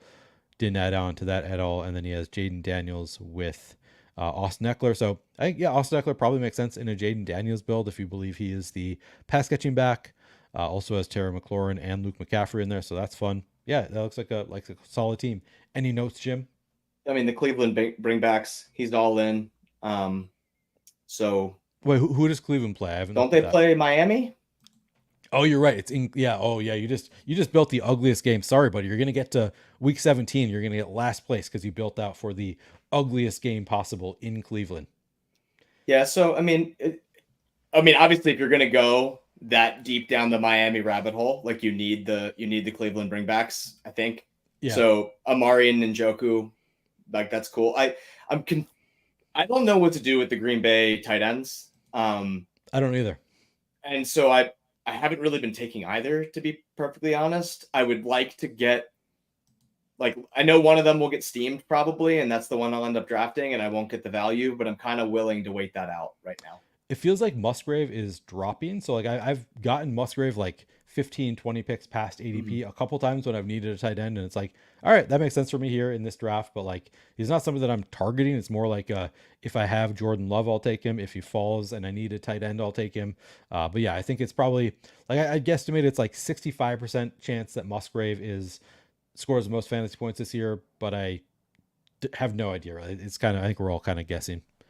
For Yeah, it sure. says he also has Chargers, New England stack, ATL bring back for the Washington. Yeah, he's doing all in Green Bay, Minnesota, doing all the stacks. Yeah, it's a nice looking team there, Mister Mister. Um, Next up, we have the professor was in here with us, drafted Lamar Jackson early, J.D. McCarthy late, going all purple team. Jonathan Taylor, Chase Brown, Rico Dowdle, Ty Chandler, Khalil Herbert. So he's got the Ty Chandler onto the Minnesota stack. He has Justin Jefferson, Malik Neighbors, Jordan Addison, Keon Coleman, Rasheed Rice, Curtis Samuel, Marvin Mims, Tez Walker, and then Kincaid, Hawkinson, likely. So big time Viking stack in here with Chandler, Jefferson, Addison, and Hawkinson, and then kind of a lighter Baltimore stack. He does have a late Isaiah Likely, a late Tez Walker onto that Baltimore stack. How do you like this one? Yeah, I like the back stacks with Baltimore. I mean, I'll if I get. I mean, we obviously talked about taking Lamar with Andrews earlier. Lamar with Zay is a little more complicated right now. It doesn't seem to be lining up on the board. It's It's a too little early to tougher. tell if that's going to be either it's going to push the other way and then you start taking it at the previous turn, or if Zay might slip through. I'm kind of holding out. I was hoping one of those puppy drafts he would fall through, but I've ended up backstacking Baltimore a couple of times. I don't know how I feel about Tez Walker. Like he was drafted in the fourth round. They drafted him to run in a straight line. There's probably a spike week or two in there. So I've been taking him because they kind of just said if he can do that, they're going to play him. And we need a big X outside. But I would say I've been more, if we're going to do late round Baltimore receiver, I think Rashad Bateman is so cheap that I would lean in that direction when like sometimes him and Tez are going right next to each other. Yeah. Um, I don't know what to think about Khalil Herbert. I know that you have that, like, I'm just like staring that in the face right now. I am intrigued, right? Like, I think if we're drafting BBM drafts at this point in the summer, if Khalil Herbert moves anywhere, he is instantly going up like Yep. some number of picks. On top of that, I don't know if Roshan Johnson is going to be in front of him. Maybe he is the backup running back for Chicago. Maybe he is the goal line back for Chicago. Like, I don't know. I don't know if any of the three of them are prototypical goal line backs between DeAndre Swift, Roshan Johnson, and Khalil Herbert. I think they're all. It's not really their MO. I don't. Maybe Roshan, but like, point being, I don't know who they're going to opt to, and Yeah. so I'm open to taking some gambles on him at the end of drafts. So yeah, that's kind of that running back room. We obviously talked about Chase Brown a good bit. I Yep. think he's got plenty of upside. I actually was taking more Chase Brown than Zach Moss in my earlier drafts, which is why, as we talked about earlier today, I think I've been trying to compensate now with Moss, but I Yeah. think that's a perfectly normal pick. And then like the rest of it, it seemed like they stacked it up nicely. Yeah. Rasheed Rice is interesting. I have no idea what to make of that situation. So Me neither. But at 91 seems like a fair yeah, bet. Like that's like kind of about where he should be going. I don't think he's going to have at 91. Like I don't think that suspension's going over 8 games. So unless something crazy happens or like some more charges go in there, I'd assume he's coming back around that point or maybe sooner. And if it's like 4 games, he's an absolute smash at 91. Yeah. So I I have not been taking a ton of him. Because I usually have been going more receiver heavy early. And so I'm usually having to compensate at another position around that range. But I think I probably need to start getting some Rasheed Rice or I might really regret that. Yeah. I think he's falling now to the range where it's like, yeah, I'm just gonna click it when he gets around pick 100. I'm clicking it a little bit more for right now. It's like where he's going now. Mostly just clicking it when I have Patrick Mahomes already, but I'm open to starting to get a point where I'm open to picking it. Yeah, David sure. says that Herbert was his Corain. I didn't know that Corain was into Herbert, but yeah, I like him as a late round dart throw Yeah. for all the reasons that you just laid out, Jim. Just like if he gets moved, he's probably moving up, and there's been a lot of rumors. So yeah, I like that. I liked him last year. I think he's talented. I mean, I don't know why they wouldn't use him already in Chicago, like as a part of a committee. But if they really like Roshan that much more than him, he could easily get moved. Yep. Tommy says that he's looking forward to our comments on his draft, his late quarterback draft. But we got to do Brendan first. I don't know that Brendan commented here, but he's usually watching. So I'll comment real quick. We'll just do it quickly. Jordan Love, Justin Herbert, Geno Smith. He has at running back Bijan Robinson, Ramondre Stevenson, Jerome Ford, Kamani Vidal, Will Shipley. Wide receiver Devontae Adams, DK Metcalf, T. Higgins, Jaden Reed, Romo Dunze, Tyler Lockett, Romeo Dobbs, DJ Chark, and then at tight end, Luke Musgrave and Noah Fant. Oh, he was here. He commented that he needed to throw in a third quarterback because they had the same buys. Yeah, I mean, he stacked up Jordan Love with Jaden Reed and Romeo Dobbs and Luke Musgrave, so love that. Justin Herbert, he stacks up with Kamani Vidal. And is it just Vidal? Oh, and DJ Chark late. And then he has Geno Smith with DK Metcalf and Tyler Lockett and Noah Fant. So I think that's a really strong team. He goes 3 QB. He didn't want to go 3 QB, but ended up working out because I think he has a couple of really solid stacks. And then the later stack with Justin Herbert. I think it works out. I think that he has pretty solid positionality here. Running back, I guess, is a little bit light with just like 3 vets, but he went hero RB with Bijan Robinson, so I think it's fine, even if Kimani Vidal and Will Shipley are not great early on. Do you have any comments here, Jim? Yeah, I mean, I think he was pretty transparent with it, where I think if he could redo, he would maybe skip the Herbert pick and then just go Jordan Love, Geno Smith, because he has bigger stacks with those. And then you could maybe slide with that. I don't know what was available, but at the 126, 127 range when he took Herbert, if you slid one more solid running back out of that, like Rico Dowdle range, or whoever else Lloyd from Green Bay, or whoever else goes in that range, you could maybe have made that running back room feel a little bit more secure. But I think for having to recover at the end there, he got a nice Seattle stack out of it. And that Justin Herbert pick is certainly more promising than our Derek Carr pick from earlier tonight. So, Yep. I like Herbert at his price anyway. And he also probably needed to take Geno Smith earlier than he wanted because he knew for certain that we were going to take him if he didn't. So yeah, we kind of forced his hand there. Looks good. And then Tommy wanted some comments. So he had the last 3 rounds taking quarterbacks. Gets Derek Carr, Bryce Young, Bo Nix. Now, are they stacked up? Let's see. He has Breece Hall, Joe Mixon, Jalen Warren, Zach Charbonnet, and Tyler Algier at running back. At wide receiver, he has Deebo Samuel, Devonta Smith, Zay Flowers, Deontay Johnson, Cortland Sutton, Rashid Shaheed, Jermaine Burton, Javon Baker, and at tight end, he has George Kittle and Pat Fryermuth. So it does look like he ends up with stacks on all of them. So he has Derek Carr with just Rashid Shaheed. He has Bryce Young with Deontay Johnson. And then he has Bo Nix with Cortland Sutton. So just single stacks with all of his quarterbacks. But from a talent at the position, I think if drafting so late a quarterback, I think it makes sense to go with 3 quarterbacks there. I think that's a perfectly fine quarterback room. Running back room looks pretty strong to me with Breece Hall, Joe Mixon, Jalen Warren, and then back to Zach Charbs and Algier. Wide receiver, very strong with Deebo, Devonta, Zay Flowers, Deontay Johnson. Adds in, gets volume as well as some nice early picks. And then Kittle, Fryermuth. I think this looks like a team that worked out just fine to me. Only single stacks with each of your third quarterback. Not my favorite way to build, but still, I think that it's a perfectly good team. What do you think, Jim? Yeah, I think that's really solid. I've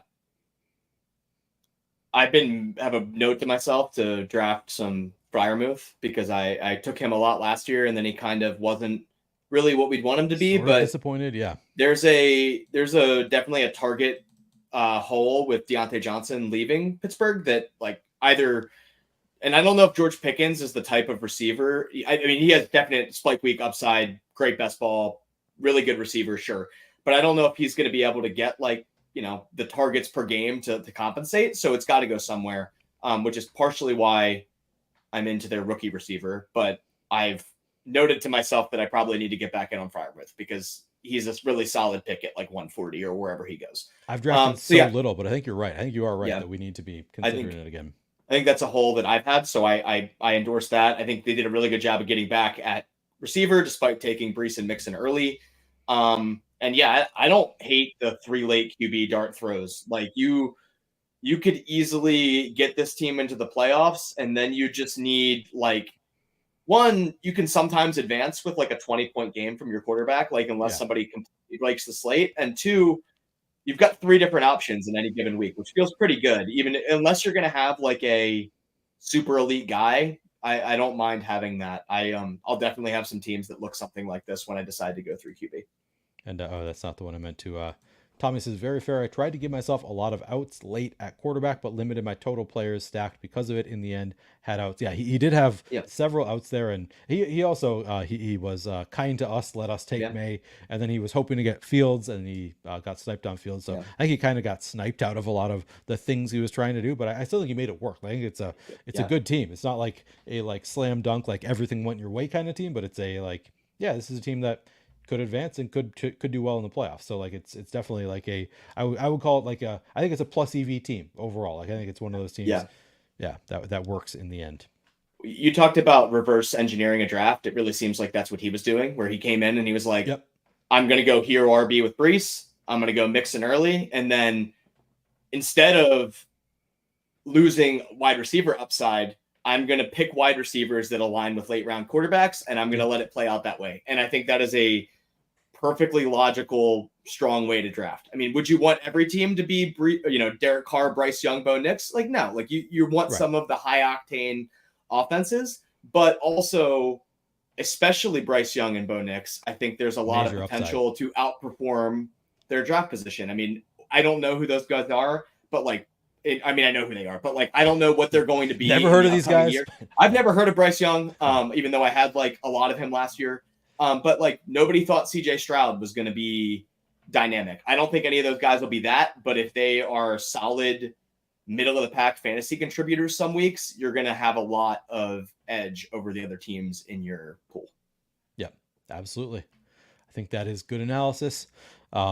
Tommy, it was our pleasure drafting with you. Thank you for drafting alongside us. I think that does it for all of the reviews of these teams. Jim, this is a lot of fun. Thank you for coming on the stream, doing a couple of drafts with me. This was it was a good time. Hopefully, you'll come back on a stream Absolutely. sometime with me.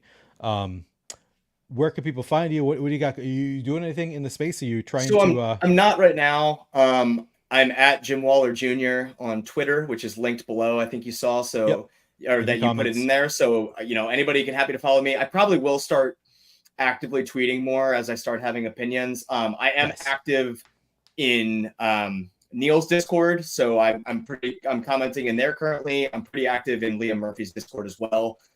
So I'm the wall in both of those with 2 1s. So if anybody wants to chat best ball, I do that pretty frequently. And yeah, we'll see. I know I mentioned when I messaged you originally, I considered streaming some drafts, but like feel like I need to put more thought into like what I could potentially add to the space, because it's not that it's a super saturated market, but like there's a lot of people doing that right now. And so I enjoy consuming the content. Loved coming on this. Like I'm probably will try and get in touch with some other folks and see if they want to have me come on to chat, but I might just keep my content contributions in the second chair over here for this summer. But yeah, this was a lot of fun. Yeah, I mean, it's a good way to start in the second chair, and then once you figure out how to do it on your own or decide you want to do it on your own, then you can ramp it up. But good way to start. Yeah, I really appreciate you coming on, Awesome. David. Thank you. Yeah, it was fun hearing Jim's thoughts. But we are going to end it. I got to go put the dog to bed, so I will thank all of you for hanging out with us. Please do like the video, subscribe to the YouTube channel, sign up for the Discord, go wave to Jim in the Discord. Thank you guys for hanging out with us, and we'll catch you next time.